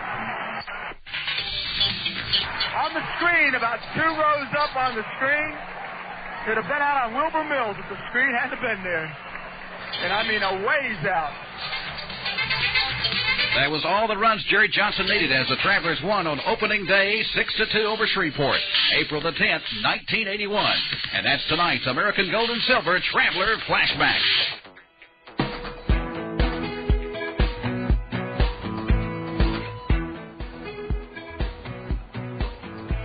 Matt Wilhite comes on out of the bullpen to try to hold on to a 1-run lead with Springfield's tying run in scoring position. Aaron Herr, the batter. Papo Bolivar's RBI double puts him at second base, and Herr strokes a line drive to left field. Chris Morris comes on, plays it off a hop, and it rolls all the way into center field. Game is tied. Bolivar scores. Herr stops at second base, and it is a 3-3 game. Morris got caught in between. He didn't know if he wanted to dive for the ball or play it on a hop. He played it on a hop. It bounced off his glove and ricocheted about 50 feet away into center. So Springfield has tied the game with 2 runs here in the 7th inning. Credit Herr with a single and charge Morris with a 1-base error. Close the door on Davidson. 3 runs, and only one of them is going to be earned. 2 of those runs are earned. And now the go-ahead run in scoring position for Milko Jaramillo, and he'll take a strike on the first pitch. Actually, that's Reid Gorecki. Jaramillo was on deck. So Wilhite threw 1 pitch to Herr. And he ends up knocking in his 5th run of the year to tie this one up. 0-1 pitch, a strike called, and it is 0-2.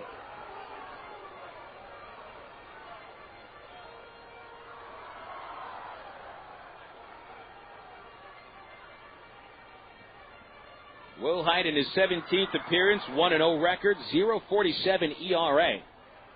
He's from the stretch with an 0-2 pitch. And a little blooper over first, tough play. It'll get down, foul. Elward had no chance on that ball. Still, he streaked back for it.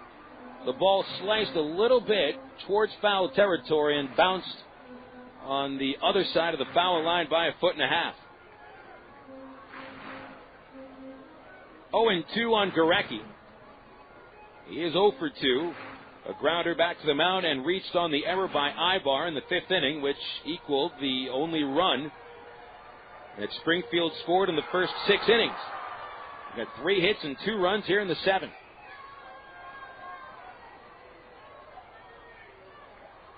Gorecki, 15 RBIs. A 180 hitter. Pitch. Check swing low. No appeal. Ball 1. The on-deck hitter, Jaramillo, is hitting 196, so at least by the numbers, you would think the Travs have a chance to get out of this inning with the game still tied. Here's the 1-2. Way outside. Evens it up. 2 balls, 2 strikes.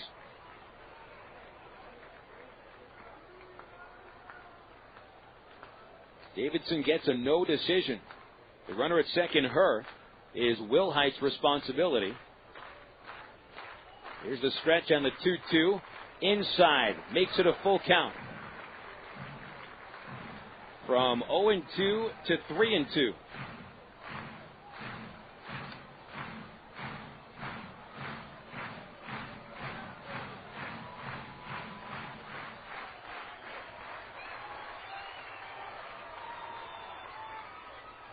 Wilhite checks second. He deals. And the pitch is looped over shallow right field. Charging in Murphy. It falls in for a hit. Herr was waiting to see if it was going to fall. He advances to third. So Gorecki makes it 3 hits in a row for the Cardinals. Now the go-ahead run is at third base. We'll pause 10 seconds for station identification. This is the Creative Sports Radio Network, your home for Arkansas Traveler Baseball.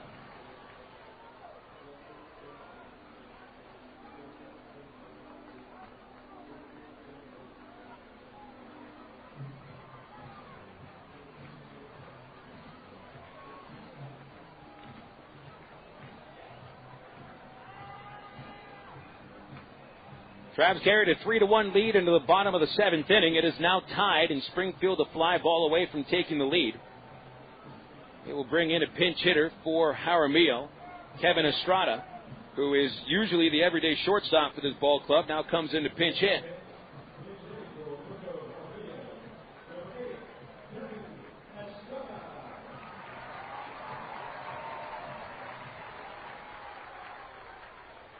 Estrada now batting in the 9th spot, switch hitter from the left side. .298 average, 3 homers, 9 ribbies. Wilhite fires into first base, and Gorecki gets back in there, trying to keep that double play in order to get out of the inning, but it'll be tough. Estrada runs well, and he's batting left-handed. A step to third, a throw to first. They've got him picked off. Elwood runs into second, tags him out. Here's a throw to the plate. He's out at home. A head-first dive to the plate. Napoli blocks the plate, tags him out. The double play ends the inning, and Chris Maloney is going bonkers. Herr, without question, beat the throw to the plate, but Napoli stood his ground. He didn't let Herr touch home. He is tagged out, and the inning is over. Wow. Springfield ties it up anyway with 2 runs on 4 hits, 1 error, and nobody left. 2 runners caught stealing on 1 play, and we go to the 8th, 3-3 with the Springfield Cardinals. Okay, everybody, we've got to let Traz fans know about our baseball bingo promotion. Sing along if you know the words. At the old ballpark in Little Rock, we play baseball bingo. B-I-N-G-O, B-I-N-G-O, B-I-N-G-O. We play baseball and bingo. On Tuesdays and Thursdays, you'll win lots of prizes. B-I-N-G-O, B-I-N-G-O, B-I-N-G-O. We play baseball and bingo. If you can win a free dinner at the Golden Corral or Villa. B-I-N-G-O, B-I-N-G-O, B-I-N-G-O. We play baseball and bingo. Academy Sports and Outdoors gives away a gift card. Don't worry, fans, we won't sing this at the ballpark, but it's baseball and bingo on Tuesdays and Thursdays at Ray Winder Field. We play baseball and bingo. It's time for a reintroduction to one of your close friends. A friend who supported you through many a spring or summer night over the years, and you never have to go searching for him. He's always in the same spot along the third base line. Baseball fans, reintroducing the Ray Winder Field Bleachers. The Bleachers are the place to gather with your other friends to catch exciting Arkansas Travelers baseball. And at just $6 a ticket, there's no place friendlier. Call the Travs at 664-1555 or visit Travs.com.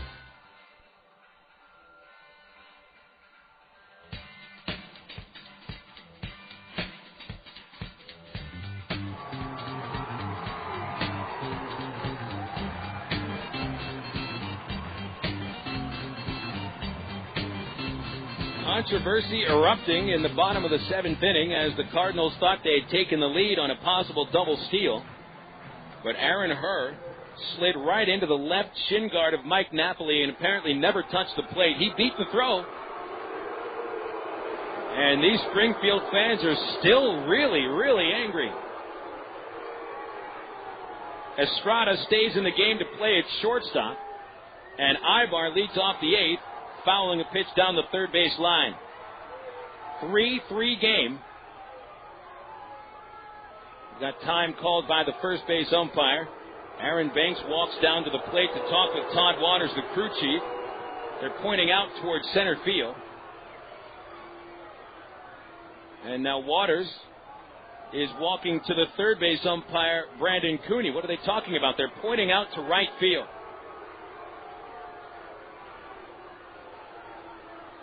Chris Maloney comes out from the Springfield dugout to get an explanation. This is certainly not a time to get Maloney fired up.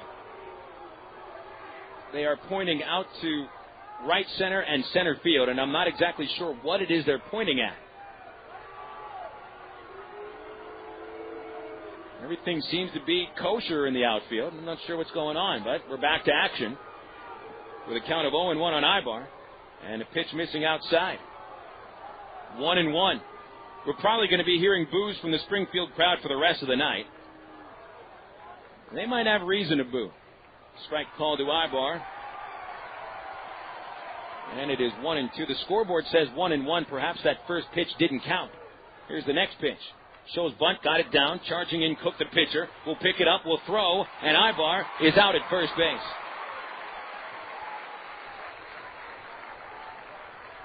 Good play by Jeremy Cook, getting that first out to start the 8th inning, bringing up David Gates.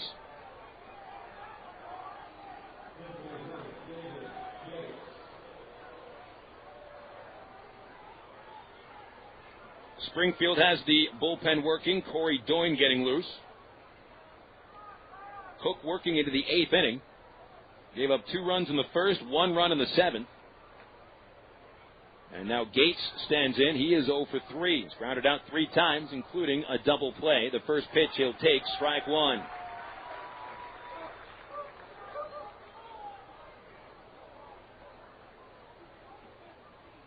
Here's the 0-1 to David. A swing and a miss, and it is 0-2.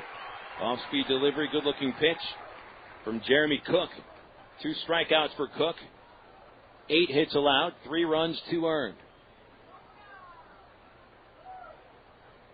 Here's the 0-2 to Gates. Just missed the outside corner. Ball 1.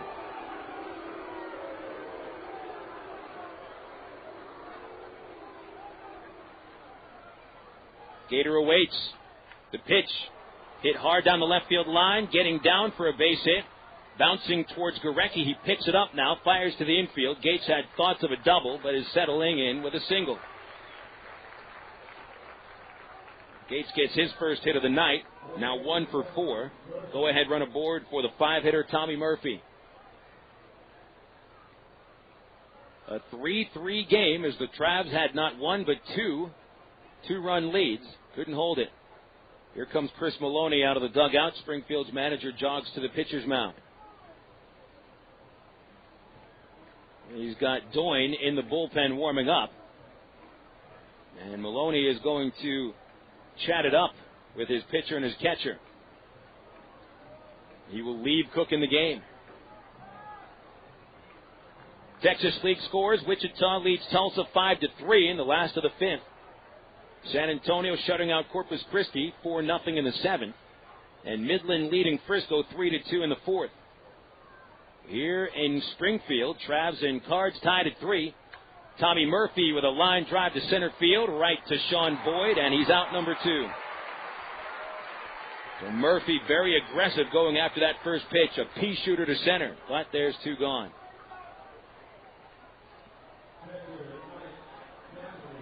With Murphy now 2 for 4, here's Napoli. Hitless today, a walk in the 2nd, struck out in the 4th, grounded out to shortstop in the 6th inning. Go ahead run at first is Gates. Cook from the stretch. He deals right down the middle. Napoli takes it. Strike 1.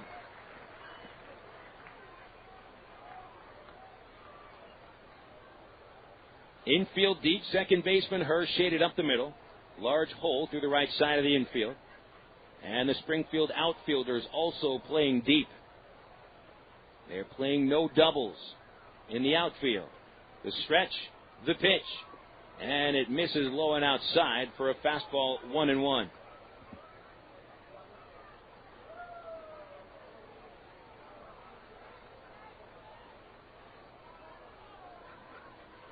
Napoli's homered in 2 straight games. Here's the 1-1. A swing and a miss. It handcuffed him. Flipped to first by Cancelli. Almost caught Gates. Gates woke up from his nap just in time to get back into first. Napoli couldn't get full extension on that pitch. Barely finished the swing. Cook deals inside. Level count 2-2. Every chance now the home fans get, they boo. Right at the umpires. Haven't liked this umpire crew all series. 2-2 pitch to Napoli. Swung on, chopper to third. Taken by Hansen. Goes the short route to second, and Gates is forced out. The inning is over.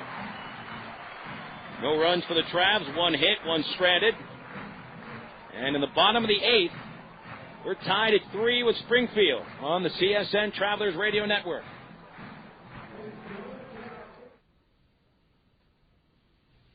I never wanted a Coke so bad in my life, like the time I took this really hot girl to a scary movie. I just finished the entire tub of popcorn, extra salt, and my date had just finished her Coke.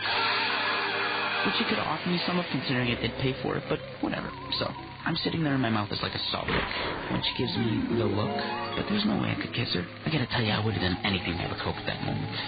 They say the best lessons are hardest learned. I say don't date a girl who won't share her Coke. Coca-Cola. Make it real. I repair just about any electronic component on the airplane. Jared Lampkin earned a Bachelor of Applied Science degree in Electronics Engineering Technology in 2003 and an Associate of Applied Science degree in 2002 from the ITT Technical Institute in Birmingham, Alabama. My bachelor's from ITT Tech is a really well-respected degree. The school has a lot of hands-on teaching, and it's a really nice atmosphere. At ITT Technical Institute, you can pursue skills that can be used to help you prepare for a new career or create opportunities in your current field. Call 1-800-ITT-TECH. That's 1-800-ITT-TECH, or visit us on the web at www.itt-tech.edu to investigate a campus nearest you. Find a potential new path to your future at ITT Tech. I want to move higher, get everything I can, fly my own plane. ITT Technical Institute. Education for the future.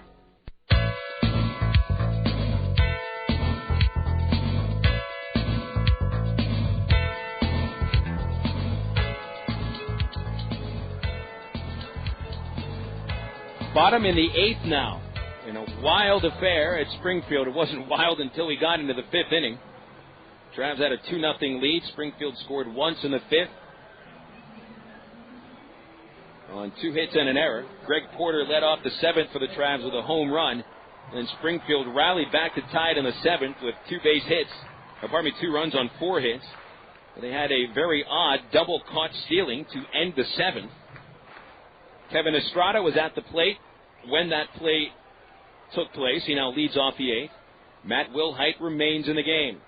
Estrada will bat left-handed. Wilhite submarines in there. A fastball for a strike. And it is 0-1.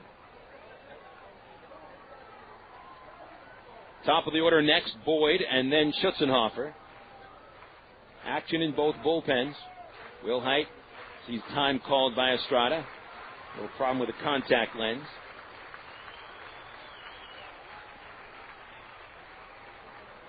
Wilhite ready. Here's his 0-1 pitch. Estrada takes inside.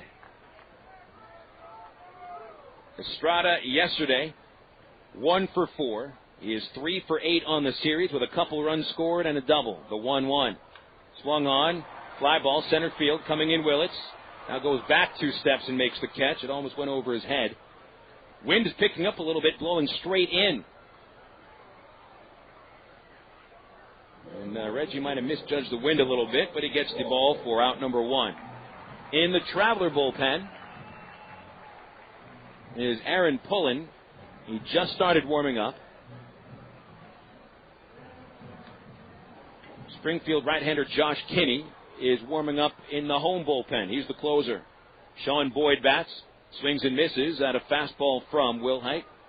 Boyd is 0 for 3. A strikeout, a line to center, a foul out to first. Corners up, middle back, outfield straight away. 0-1 pitch inside, 1-1. Final line on Daniel Davidson, 6 in the 3rd innings, 4 hits, 3 runs, 2 earned, no walks, 1 strikeout. Swing and a miss by Boyd on the changeup. And it is 1-2. Good start by Davidson, but a no decision. First time this year, hasn't had a decision in 2 consecutive starts. Will Heights 1-2. Low and inside, evens it up, 2 balls, 2 strikes.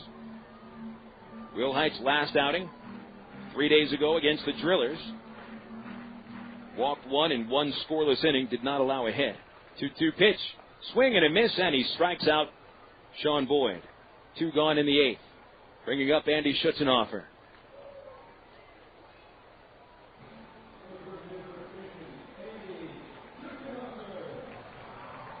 This one is going down to the wire, folks.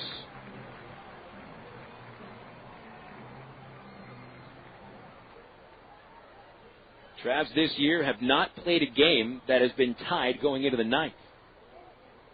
A pitch low to Schutzenhofer, ball 1. He's 0 for 3. Travs have not played an extra inning game this season. The 1-0 pitch. Swung on, high fly, deep left field. Morris back, warning track. He's got it. 3 up, 3 down in the 8th. First time this season we go to the 9th tied. Travs 3, Cardinals 3 on the CSN Travelers Radio Network.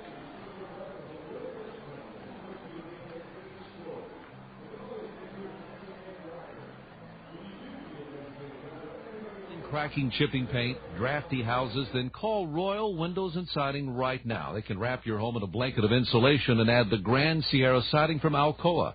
It's the only siding with the Good Housekeeping seal of approval. Call in now for special savings from Royal Windows and Siding. Never paint again. Call about the Grand Sierra siding at 1-800-760-1419. Call Royal now at 1-800-760-1419. Big and Chick has always given you and your family the best choices in great food. Many of you are now watching those carbs, and although the Pig and Chick menu has always offered great low-carb items, there's now a special low-carb menu featuring items with the same great taste Pig and Chick is famous for. Of course, you'll still find those great Pig and Chick ribs, barbecue sandwiches, catfish, gourmet sandwiches, chicken, steaks, and more. Bring the whole family for a relaxing dinner. In a hurry? Get it to go. Pig and Chick, 7824 Highway 107 in Sherwood. Open 10:30 a.m. till 9 p.m. Monday through Saturday. It happens every time you open the door at Moe's Southwest Grill. Mo wants you to feel welcome, so every time you open the door. But that's not the reason people open Moe's door. It's because Mo knows burritos. And because Mo is fanatical about fresh food. You won't even find a freezer there because Mo makes everything from scratch. People open the door because Mo knows salad. And because you get to watch as your meal is made to order right in front of you in just a few minutes. And Mo knows quesadillas. So bring a friend. Bring the whole family. But if you don't mind, when you do come into Moe's Southwest Grill, please only open the door once.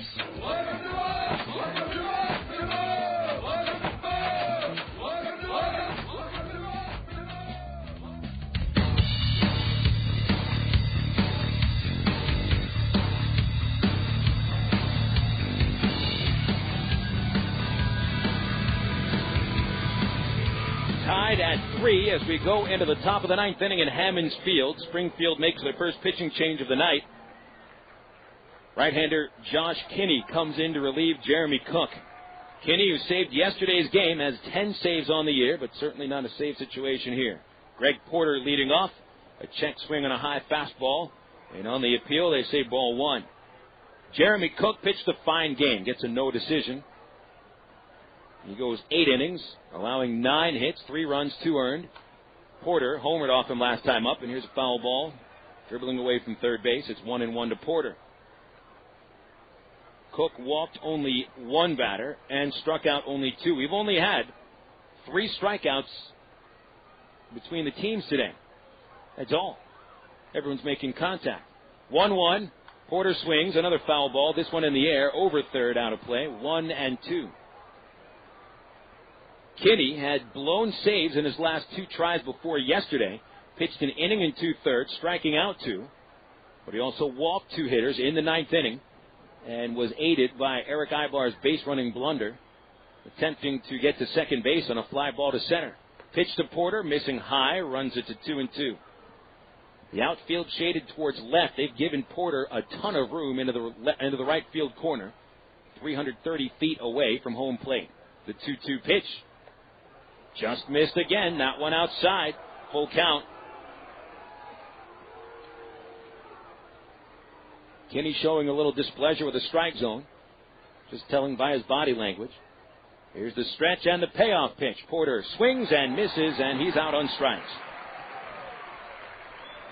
For Kinney, it's his 27th strikeout of the year, against only 5 walks and 20 hits in 26 and a third innings.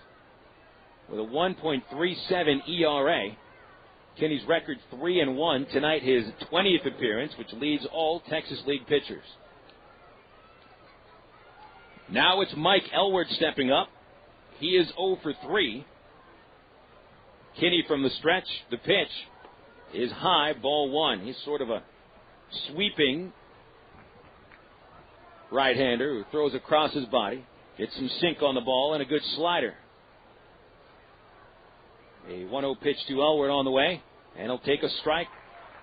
Slider on the low outside corner, 1-1. 3-3 tie. Trav scored 2 in the first, once in the 7th. Springfield put a run on the board in the 5th and 2 in the 7th. Elward takes strike 2.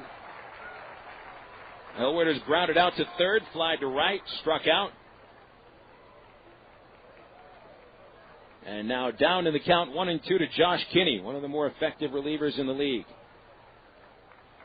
Kinney deals the 1-2. Elward takes high, went back to the slider, and Elward's backing off the plate every time that slider comes. He's getting fooled by it.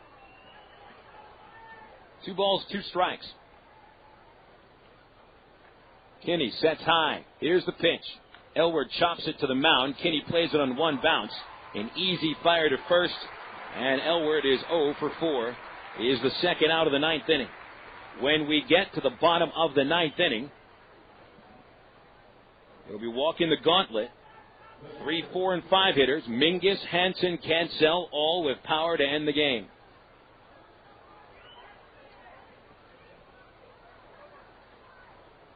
The number 9 batter, Chris Morris, will look to start something here.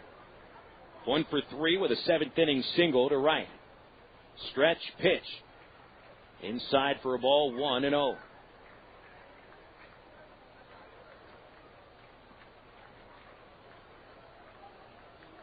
Third baseman comes up. Here's the pitch to Morris, and it's grounded to short. Kevin Estrada smoothly fields it. The throw across is in time, and it's 3 up, 3 down in the Trav half of the 9th inning.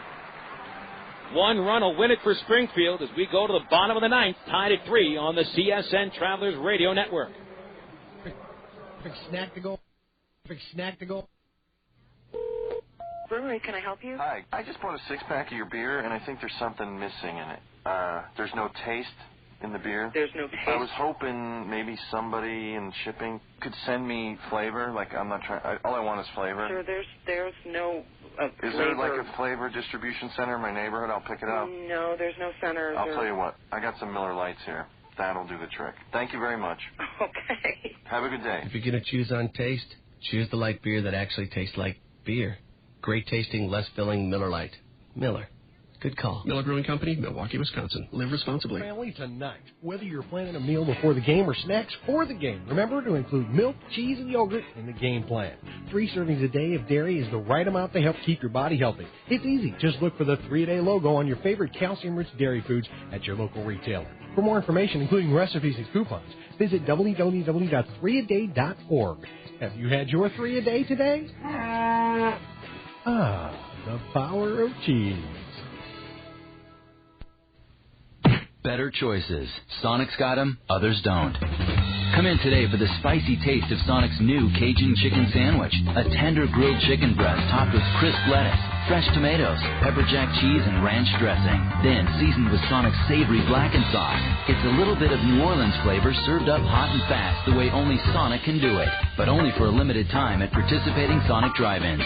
The new Cajun chicken sandwich. It's not just good, it's Sonic good.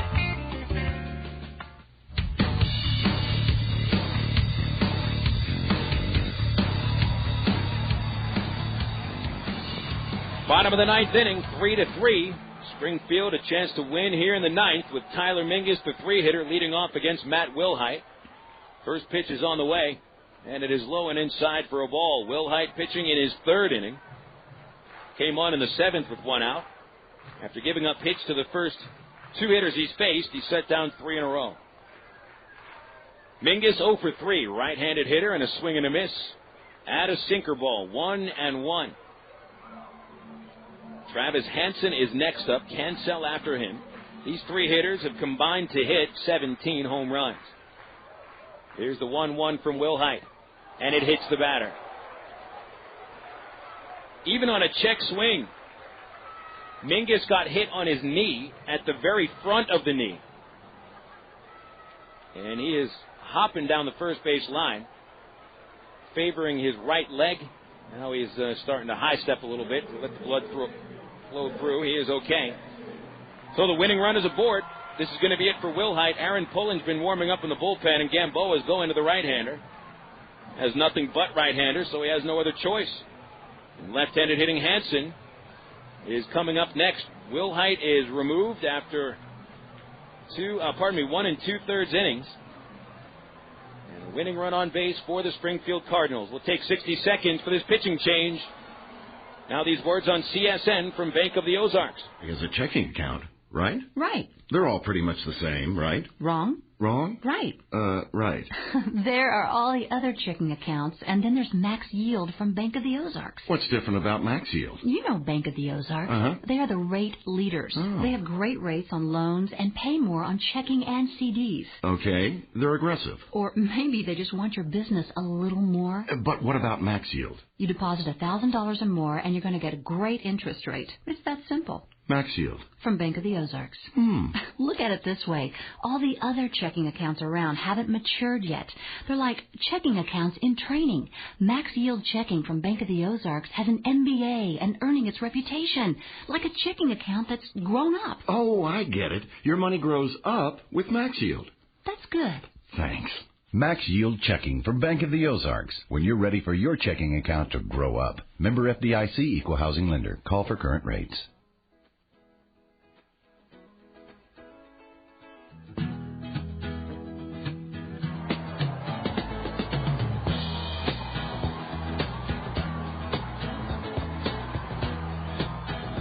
Aaron Pullen comes on for his 16th appearance of the season, coming off his worst outing of the year. Saturday night took the loss in the 15-11 defeat at the hands of the Tulsa Drillers. Gave up 5 runs on 4 hits and 5 walks in an inning and a third. Before that, Pullen had had a fine year with a couple of saves and 2 chances. His ERA ballooning up to .574. Pullen inherits a runner at first base. It is Tyler Mingus, who was hit by Matt Wilhite's 1-1 fastball. And here's Travis Hansen, left-handed hitter.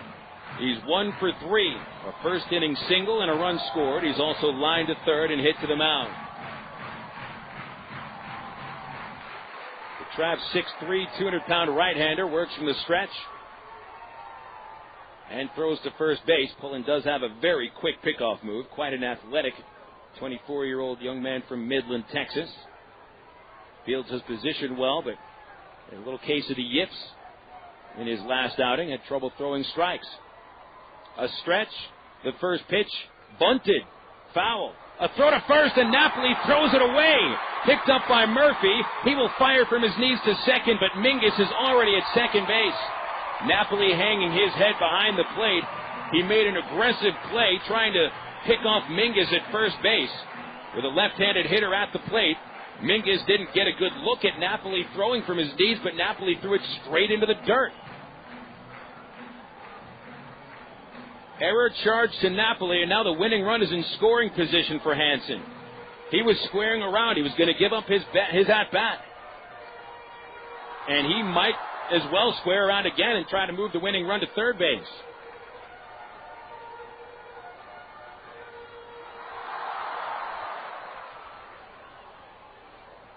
Napoli charged with his 7th error of the season. That's the 3rd on the game for the Travs, and every one of them has figured into a run. 0-1 count. Corner's ready to charge. Hansen doesn't square around. He takes it outside. He's swinging away. 1 ball, 1 strike.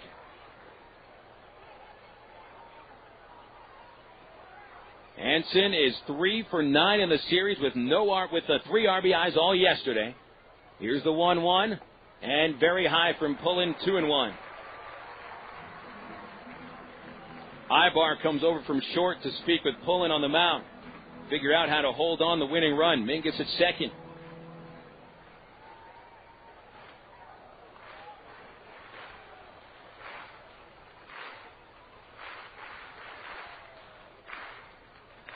Aybar now holding Mingus on. He's playing right behind the runner. 5 steps off the base. The 2-1 pitch. Swung on, fouled into the dugout at first base. And it makes it 2-2. Pullen has walked 12 this year, striking out just 9. All in 15 2/3 innings. He needs a strikeout or a pop-up here. Nobody out of the ninth. A tie game, 3-3.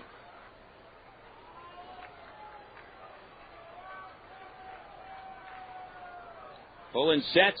Check second. The pitch. Low. A full count.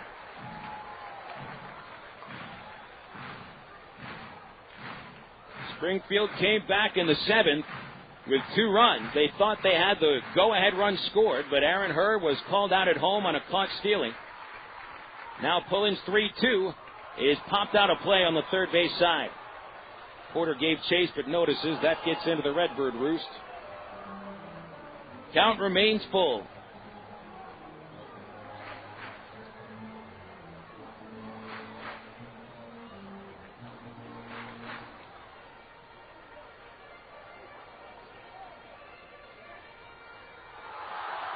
Hansen adjusts his helmet as he steps into the box. Napoli flashes out the signs. He sets up on the inside corner. Here's the pitch. It is hit high to center field. Not well hit. There goes Willits into the left field gap. He'll make the catch.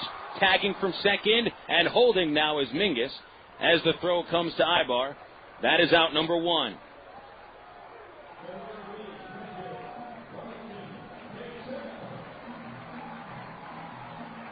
The ball just not carrying today. If the wind was blowing, as it was on Wednesday, out to left field, that ball would have at least gone to the warning track, possibly leaving the yard. Chris Maloney decided to let Hansen swing away, and he cannot move the winning run to third base.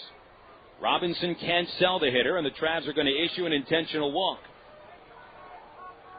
That sets up a double play, but it brings up Papo Bolivar. Bolivar with 2 hits today. An RBI and 2 runs scored.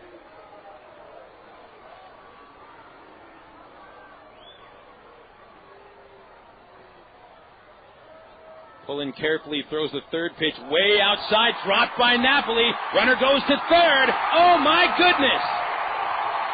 An intentional ball, and Napoli dropped it. He had to lunge for it way outside. You got to be kidding me.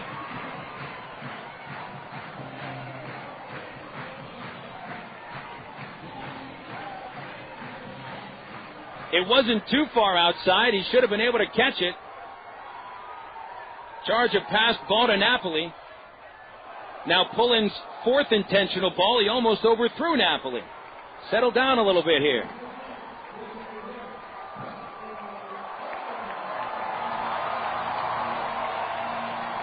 Well, instead of a fly ball not doing anything because of the passed ball, a fly ball will probably win the game for Springfield.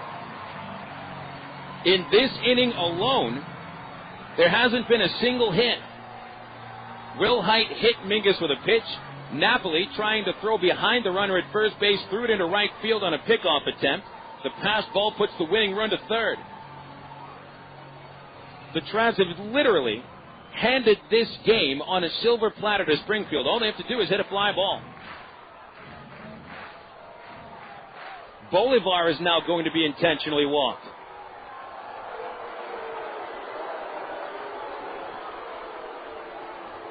They're going to try to set up Aaron Herr with the bases loaded. So what this does, Pullen, who's had trouble throwing an intentional ball correctly, is now going to have an immense amount of pressure on him. He almost threw another pitch away right here.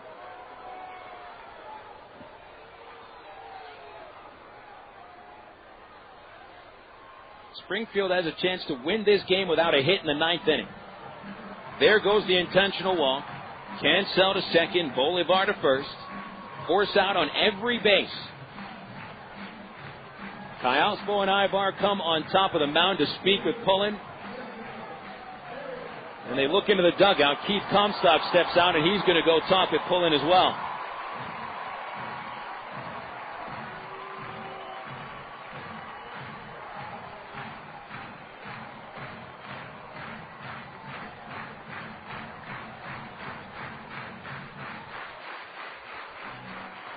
Everybody goes to the pitcher's mound, Napoli as well, the entire infield, and Comstock trying to figure out how to get out of this jam.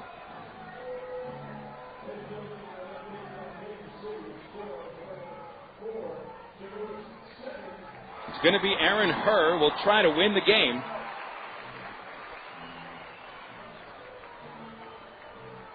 Herr, the son of former Traveler and Cardinals star Tommy Herr, has gone 2 for 3 this evening. 5th inning single to center. 7th inning RBI single to left. The only time he was retired was on a deep fly to the center field warning track way back in the 3rd inning. Fly ball wins the game, and the Travs will look to turn 2. Herr has hit into 3 double plays this year. He steps in, right-handed. Pullen goes from the stretch. He sets, kicks, and deals, and he throws it in the dirt. Napoli blocks it. This is not a good sign.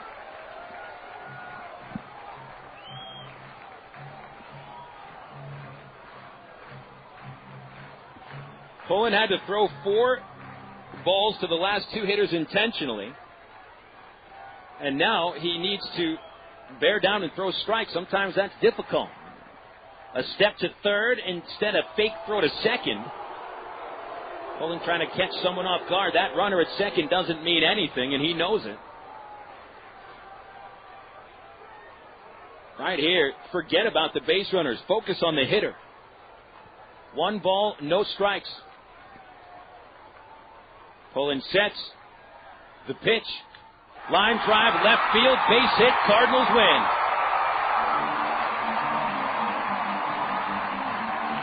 Aaron Herr finishes the game 3 for 4. His 3rd hit, a game-winning single, and the Travs lose 4-3. They literally gave this game to the Cardinals here in the 9th inning. And the last 2 games have been very, very tough losses for the Travs. They're now just 1 game above 500. This team has something to think about. Cards celebrate on the first base side. We'll take a break, come back with the totals on the CSN Travelers Radio Network. Quitting smoking. The third base coach. He doesn't get much attention. You've never heard of a third base coach groupie, have you? But he's vital to the success of the team. His experience and knowledge of the game can mean the difference between scoring a run or getting thrown out at the plate. Allstate agents play a similar role to the third base coach, although they have experience with much more than just home. They can help with auto insurance, life insurance, and your retirement needs as well. And they'll do it without using any crazy signals. They'll help you understand the coverage options available so you can find the one that's right for you. You deserve a team with big league experience. That's Allstate, Stan. Are you in good hands? To get a team with big league experience, just visit your local Allstate agent. Call 1-800-ALLSTATE or click on allstate.com. Insurance subject to availability and qualifications. Allstate Insurance Company, Allstate Property and Casualty Insurance Company, and Allstate Indemnity Company, Norfolk, Illinois. Hey, nobody said quitting smoking was easy, but others have done it, and you can too, with help from the SOS Quit line, 1-866-NOW-QUIT. They'll give you the help you need to kick the tobacco habit. It's free, and it's free of nagging and preaching too. So call 1-866-NOW-QUIT and get the help you need. What have you got to lose, besides the most dangerous habit you've ever had? 1-866-NOW-QUIT. Call now.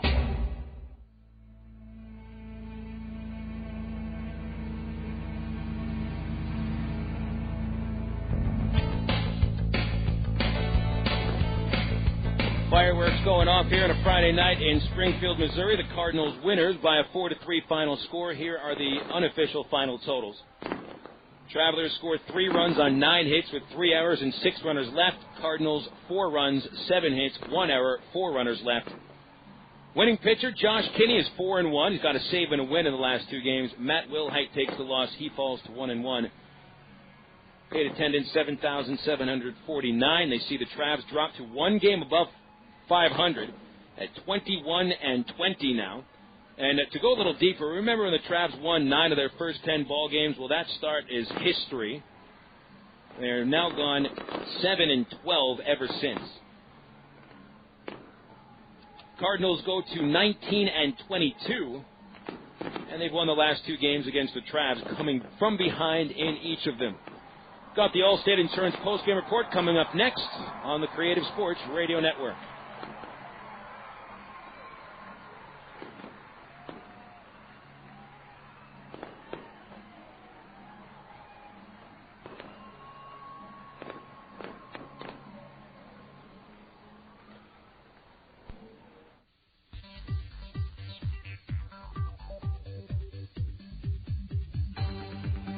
Arkansas Traveler Baseball on the CSN Radio Network was brought to you by the ITT Technical Institute online at itt-tech.edu. By Coca-Cola, make it real. By Miller Lite, prevent taste loss with Miller Lite. And by Allstate, you're in good hands with Allstate. And by the Sonic Drive-In. Arkansas Traveler Baseball has been brought to you statewide on the Creative Sports Radio Network by Bale Honda. See the new Honda cars and trucks today. By the U.S. Airports, crossing to the blue. The Bank of the Ozarks with several locations to serve you. And by the Canadian Tax Advisory Group. Arkansas Traveler Baseball has been a presentation of CSN, the Creative Sports Radio Network. Stay tuned next for the Traveler Postgame Show. Right here on CSN, the Creative Sports Radio Network. 1805, Lewis and Clark described in their journals a country teeming with wildlife. Bison as far as the eye can see. Rivers churning with fish. They wrote of scenes of endless beauty and of meeting more than 100 nations of American Indians whose lives were one with our environment. Now, imagine what Lewis and Clark and the American Indians they met would say if they walked the trail today. Would they be pleased? There are herds of homes where the buffalo once roamed. Or would they feel differently? Something must be done to save what's left of this great place. As we commemorate the Lewis and Clark bicentennial, we encourage you to consider what's been lost and what we can do to preserve what's left of the trail that still winds through us all. Walk with Lewis and Clark and see what you discover at www.lewisandclark200.org. This is a public service message of the National Council of the Lewis and Clark Bicentennial, the Missouri Historical Society, and the Ad Council. Ew, it stinks in here. Passing gas. Is there a right time and a wrong time to do it? Come on, huh? I'm trying to eat. When indoors in the company of others, passing gas is not only taboo, it can be deadly. I'm gagging. Passing gas releases a plume of toxic vapors like ammonia and hydrogen cyanide. Oh, you're killing us over here. Every year, hundreds of infants exposed to passed gas die. What? I cracked a window? And just opening a window isn't enough. These deadly fumes can linger in the room for hours after odors have dissipated. Daddy, you promised you'd smoke outside. You're right, Pumpkin. Excuse me. If you smoke, take it outside. Don't pass gas. A message from the American Legacy Foundation and the Ad Council. Get the facts at don'tpassgas.org. The Allstate Insurance Arkansas Traveler Postgame Show is brought to you by Allstate Insurance. You're in good hands with Allstate.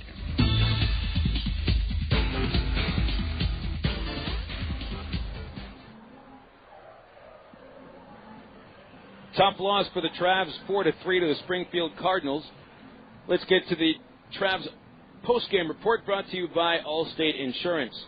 Travs got up pretty early today in the first inning against Jeremy Cook. Reggie Willits singled, stole second, and a pass ball sent him to third, and Alberto Callaspo singled him home for a 1-0 lead. Erick Aybar then hit a sharp grounder to the second baseman, Aaron Hurd, kicked off Hurd's glove and went into right field. Callaspo took that opportunity to go to third base. He would be brought home when David Gates bounced into a 6-4-3 double play. Travs had a chance to score in the second. Mike Napoli led off the second by walking, went to second on a ground out, wild pitch sent him to third, but he was thrown out at home when Mike Elward chopped to the third baseman. Travs would not get another chance to score until the fourth. Murphy led off the fourth inning with a double, but would only get to third base as Napoli struck out. Porter grounded out up the middle, and Elward fouled out to the right fielder. Meanwhile, Daniel Davidson was cruising, sent down the first 14 batters in order. Then in the fifth, after 2 outs, Papa Bolivar singled to right field, went to second on a single by Aaron Herr. Reid Gorecki hit a ground ball to the hole at shortstop. Aybar picked it up backhand and threw across his body in the dirt, got away from Elward, and that brought home Bolivar. It was the first of 3 huge Traveler errors today. The lead was 2-1. In the seventh inning, Greg Porter led off with a home run to right field. His second of the season made it 3-1. Second 2-run cushion of the game for the Travs, but that wouldn't last long at all. Davidson was starting to get hit hard as Travis Hansen led off the seventh with a base hit to right. Ken Selden lined out to left field before Bolivar doubled to the gap in left center, knocking home Hansen and cutting the Trav lead to 3-2. Out of the game went Davidson. In came Matt Wilhite. Aaron Herr greeted him with a line drive base hit to left field. It kicked off the glove of Chris Morris on one hop, bounced way into center field. Bolivar scored to tie the game, and the Cardinals had runners at first and third after a single by Reid Gorecki. They tried to double steal. Wilhite caught Gorecki in a rundown at first base. He was tagged out by Erick Aybar. Herr attempted to score and was thrown out by Aybar at home, so that double steal didn't work. And we went into the ninth, tied at 3. The Travs gave the Cardinals this run in the ninth inning as Tyler Mingus was hit by the third pitch of the inning by Matt Wilhite. Aaron Pullen came in. He got Hansen to fly out to center field, but while Hansen was at the plate, Napoli tried to pick off Mingus at first base. He threw it straight into the dirt and it went into right field. That gave Mingus second base. He did not advance to third base on Hansen's flyout. Pullen then came on to intentionally walk Robinson Cancel. While he was walking Cancel, the third pitch was pretty far outside, but it was catchable for Napoli, but it kicked off of his glove. A passed ball on an intentional ball put the winning run to third, so that forced the Travs to intentionally walk Papa Bolivar to load the bases. And Aaron Herr stroked a one-ball line drive single into left field, bringing home the winning run in Springfield, the winner today, by a final score of 4-3. Winning pitcher Josh Kinney is 4-1. Matt Wilhite takes the loss. He is 1-1. Game time 2 hours 25 minutes. Paid attendance 7,749. Travs right now are tail spinning. They have lost 6 of their last 7 ball games. Many of them by leading at some point of the ball game. This is not offensive problems for the most part. It is pitching, it is fielding, and also a couple of areas here and there where the Travs could use a clutch base hit that it hadn't come through, like yesterday when they went 2 for 15 with runners in scoring position. So the Travs lose a tough one today, 4-3. We'll check around the rest of the Texas League and see what's going on after these words on the CSN Travs Radio Network. The third base coach. He doesn't get much attention. You've never heard of a third base coach groupie, have you? But he's vital to the success of the team. His experience and knowledge of the game can mean the difference between scoring a run or getting thrown out at the plate. Allstate agents play a similar role to the third base coach, although they have experience with much more than just home. They can help with auto insurance, life insurance, and your retirement needs as well. And they'll do it without using any crazy signals.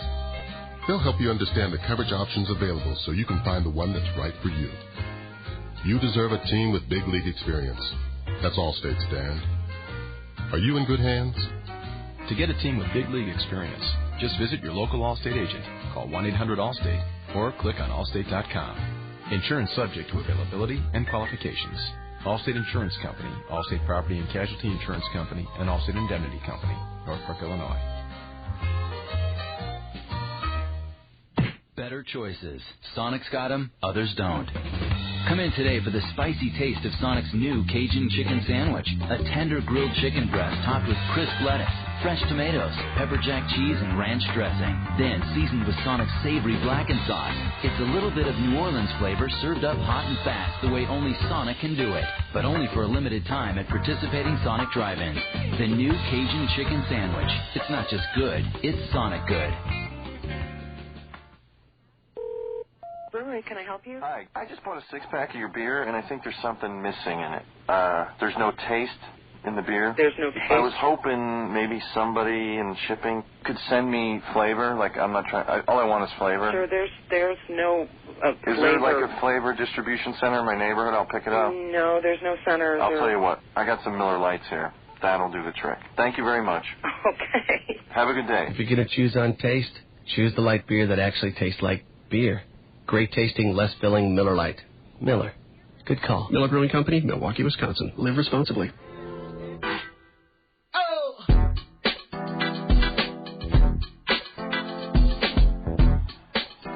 Travs lose at 4-3 here in Springfield. They've now lost 6 times in their last 7 ball games. Let's check around the Texas League and up a game in the standings against the Travs. If Wichita holds on to a 6-3 lead at Driller Stadium, the Wranglers will be 1 game in back of Arkansas for second place. San Antonio shutting out Corpus Christi 4-0. That game is in the top of the 9th. Gene Harris hitting his second home run of the season for the San Antonio Missions. And Frisco is leading Midland 8-3. That game in the top of the 8th. Rand Larson hitting a couple of home runs for the Frisco Rough Riders. Final score here in Springfield, 4-3. The Cardinals win. We'll check around the major leagues next, but first these words on CSN from Settle Office Products. When it comes to a full line of office products, the name is Settle Office Products, 4412 MacArthur Drive in North Little Rock. They've been in business on MacArthur Drive for 23 years. They get free delivery anywhere in Central Arkansas. They have office furniture, office supplies, scratch and dent furniture, and they're family owned and operated. Give them a call today at 758-1050 or see them on the website at www.settleofficepro.com. Dreams makes the best reality. And the reality is that the Honda Ridgeline is here at Bale Honda, 13101 Chenal Parkway in Little Rock. It's tough as nails and rugged from top to bottom. The all-new 2006 Honda Ridgeline features a rigid closed-box frame with unit body construction and fully independent suspension for confident handling. The Honda Ridgeline with full features. Come see it today and drive it away tonight at Bale Honda, 13101 Chenal Parkway in Little Rock. Bale Honda, making your life's drive a little bit smoother. The Air Force is the only branch of Do you feel like you pay too much in taxes? If you're 55 or older, let the professionals at Canadian Tax Advisory Group show you how you can possibly reduce or eliminate your taxes.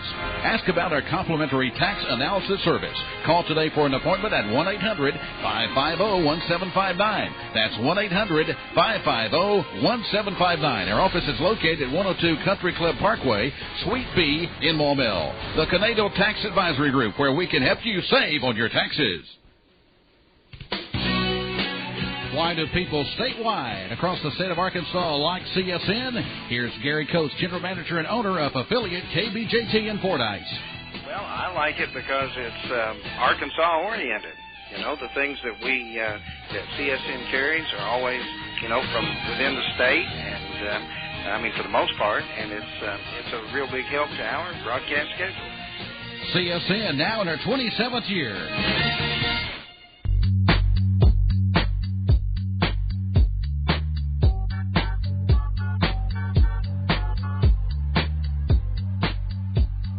Checking the Southwest Airlines Major League scoreboard. We've got plenty of finals to get to. First, the games in progress in interleague play. Oakland over the Giants, 1-0, bottom of the third. The Angels just underway at Dodger Stadium. Top of the ninth at Kansas City, and the Cardinals leading 7-6 over the Royals. Top four at Seattle, 1-0 San Diego leads. The final scores: the only all-National League ball game was played at Pittsburgh, and the Pirates defeated Colorado 9-4. Matt Lawton, Rob Koviak hit home runs for the Bucks. Garrett Atkins, Corey Sullivan hit the long ones for the Rockies. Mark Redmond, the winner, is 3-3. Jamie Wright, the loser, 2-4. Battle of Chicago at Wrigley Field, 5-1. The White Sox win.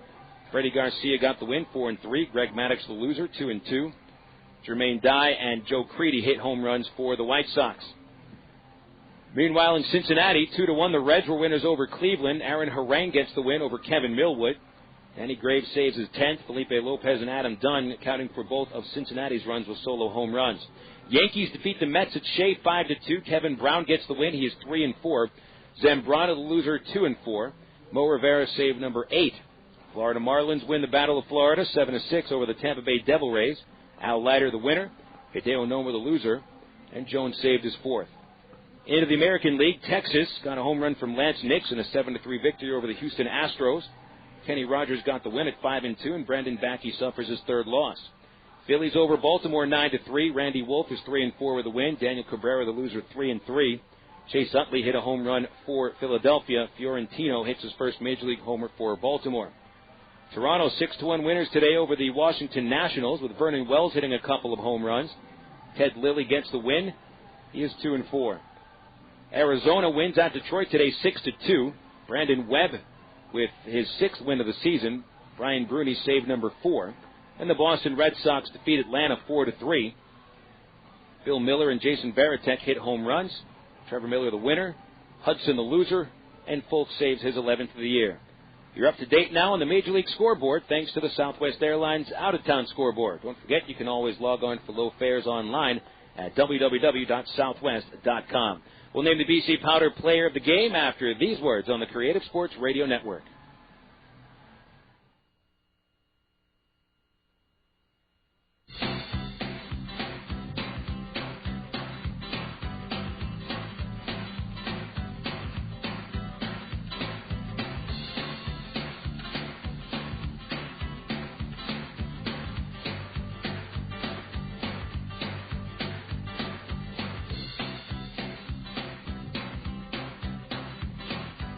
Anybody ever say to you, look like somebody's got a case of the Mondays? What are the Mondays? Are you supposed to be glum and depressed just because the work week started? What a bunch of baloney. Here at Ray Winder Field, we're going to turn Mondays into something you can look forward to. That's because the Travs and the Arkansas Democrat-Gazette presents Democrat-Gazette Mondays here at Ray Winder Field. Every Monday, the Travs are home. You just pick up a copy of the Democrat-Gazette, and there'll be a discount coupon right in the sports section, good for $3 admission. See, Mondays aren't so bad, at least not during the baseball season. So the next time someone tells you about a bad case of the Mondays, grab 2 quarters, get the Democrat-Gazette, and show them that the Mondays are a good thing to get. It's a $3 coupon every Monday, brought to you by the Travs and the Arkansas Democrat-Gazette. Hey, fans, Bill Valentine here with a question. When was the last time you saw the Travs turn the triple play? That's right, I can't remember either. So this year, we're going to celebrate if the Travs manage to turn that trick. $100,000 to one fan if the Travs will complete a triple play during the 6th inning of a home game. You got to be 18 to enter with a valid driver's license, and you must be present to win. It's the Travelers' $100,000 triple play giveaway all season long here at Ray Winder Field.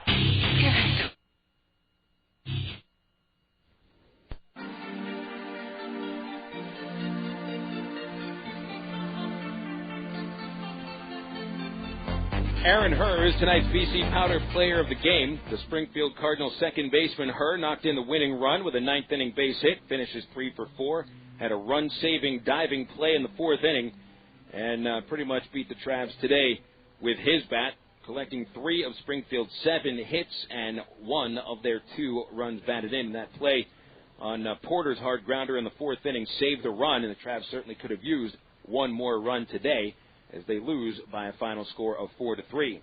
Aaron Herr, today's BC Powder Player of the Game, and in a twist of irony, Herr's father, of course, Tommy Herr, played for the Travs in the early 80s. BC Powder is the official pain reliever of the Arkansas Travelers. BC gets into your system fast, and BC goes to work fast. For headaches, backaches, or muscle pain, nothing works faster than BC. Use as directed. We'll wrap up this post-game report after this on the CSN Travelers Radio Network. Ed and I sell soft drinks at ball games, and he first told me about BC Powder. We carry big trays of drinks up and down the stadium steps. Man, it's a killer. And with a backache, that tray feels heavier and heavier. And the stairs are tough on your knees. One night I was dragging, and the game wasn't half over. I told Brian he needed a BC to stop the pain fast, because it goes to work quick. BC stopped the pain, got me right back to work. BC goes down easy with a soft drink, but don't tell the boss, okay? BC, pain relief at the speed of powder. Use as directed. I never wanted a Coke so bad in my life. Like the time I went on a shop till you drop-a-thon with my girlfriend. So there I am, pinballing from store to store across the vast expanse of this mega mall, forced to give my opinion on her clothing choices, which she promptly ignored. I think it was from all the, yeah, that looks great, honey, but I was parched. Only one thing was going to unparch me, a Coke. I would have cried, but I couldn't spare the fluid. So next time I go shopping, it'll be online. Coca-Cola. Make it real. Better choices. Sonic's got them, others don't. Come in today for the spicy taste of Sonic's new Cajun chicken sandwich. A tender grilled chicken breast topped with crisp lettuce, fresh tomatoes, pepper jack cheese, and ranch dressing. Then seasoned with Sonic's savory blackened sauce. It's a little bit of New Orleans flavor served up hot and fast the way only Sonic can do it. But only for a limited time at participating Sonic drive-ins. The new Cajun chicken sandwich. It's not just good, it's Sonic good. It's time for a reintroduction to one of your close friends. A friend who supported you through many a spring or summer night over the years, and you never have to go searching for him. He's always in the same spot along the third base line. Baseball fans, reintroducing the Ray Winder Field Bleachers. The Bleachers are the place to gather with your other friends to catch exciting Arkansas Travelers baseball. And at just $6 a ticket, there's no place friendlier. Call the Travs at 664-1555 or visit Travs.com.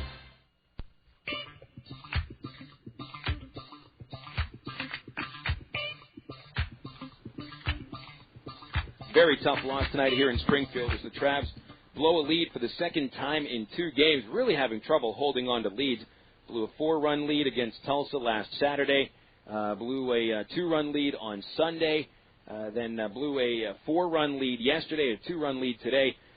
Tough to win ball games when your pitchers, your fielders are constantly doing things that are leading to runs for the other team. And then the Travs offensively today go 1 for 8 with a runner in scoring position. I mean, there's just many, many different issues going on with the ball club right now. They're starting to spiral. Got their worst record of the season since the second game of the year. Remember, the Travs started 2-0. Well, now they're just a game over 500 at 21-20. Here are the official final totals. The Travs go with 3 runs on 9 hits, 3 errors. They leave 6 runners on, and the Cardinals 4 runs on 7 hits, 1 error, and the Cardinals strand 5. Winning pitcher today is Josh Kinney. He's 4-1. Matt Wilhite takes the loss, falls to 1-1. There was no save. Time of game, 2 hours, 25 minutes. Paid attendance, 7,749. Game 4 of the series is tomorrow night. The Travs and Cardinals play at 6:10. Steven Shell on the mound for Arkansas with a win against 3 losses and a 3.96 ERA. Left-hander Oscar Alvarez pitches for the Cardinals. His record is 3-2 with an ERA of 2.79. Again, we'll have the first pitch at 6:10 and the ITT Tech pregame show coming at 5:45 right here on the Creative Sports Radio Network. Big thank you along the CSN network to our board operators and studio engineers down the line, KBJT in Fordyce, KOTN in Pine Bluff, KPBQ in Pine Bluff, Total Sports 1380 KDXE in North Little Rock, and Arkansas Sports Radio KASR Conway, Little Rock. Thank you very much as well to Mike Harrison and Chris Rhodes back at the CSN Center Control. Phil Elson saying so long from Springfield, Missouri's Hammonds Field. Travs lose tonight by a final score of 4-3. Folks, don't forget it's just a game. Yes, it is just a game. And we'll be talking baseball again tomorrow night.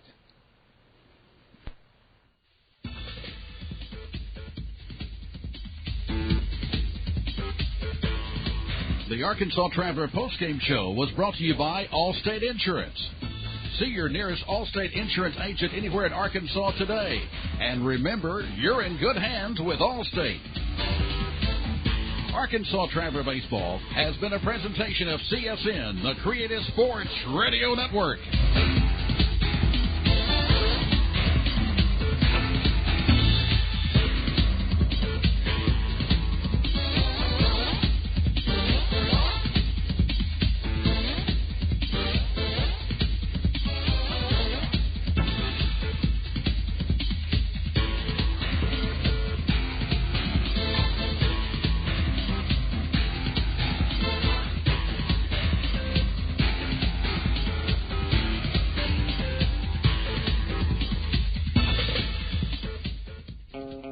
Hi, I'm Roseanne Cash.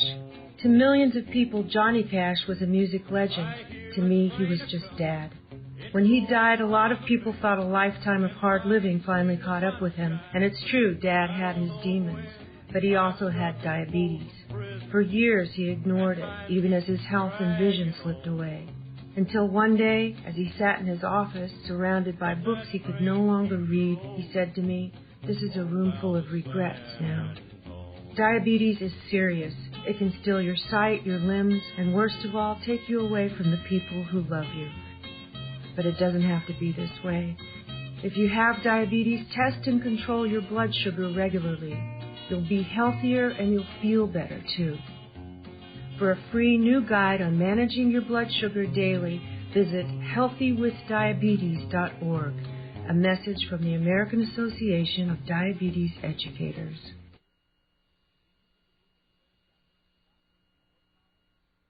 Roseanne Cash for the American Association of Diabetes Educators. Johnny Cash was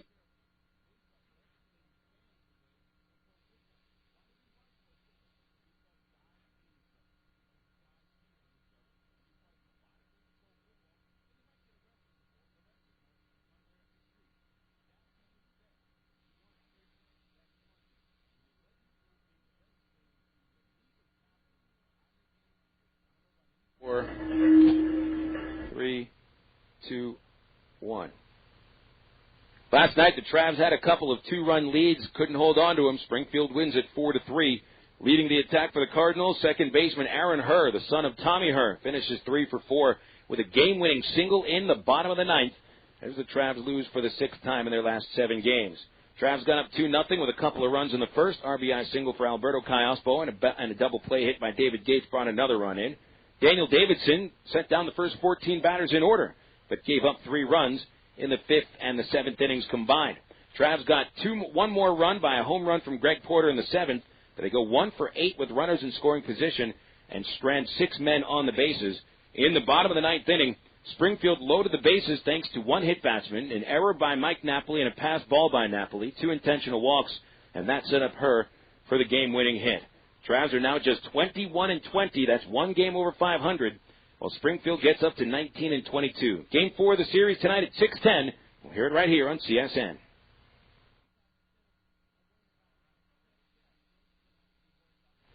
3, 2, 1. 6:10 start time tonight at Hammons Field as the Travs look to get back in the win column after losing 2 straight to the Springfield Cardinals. Steven Shell will take them out tonight for the Travs. Right-hander with a 1-3 record and a 3.96 ERA.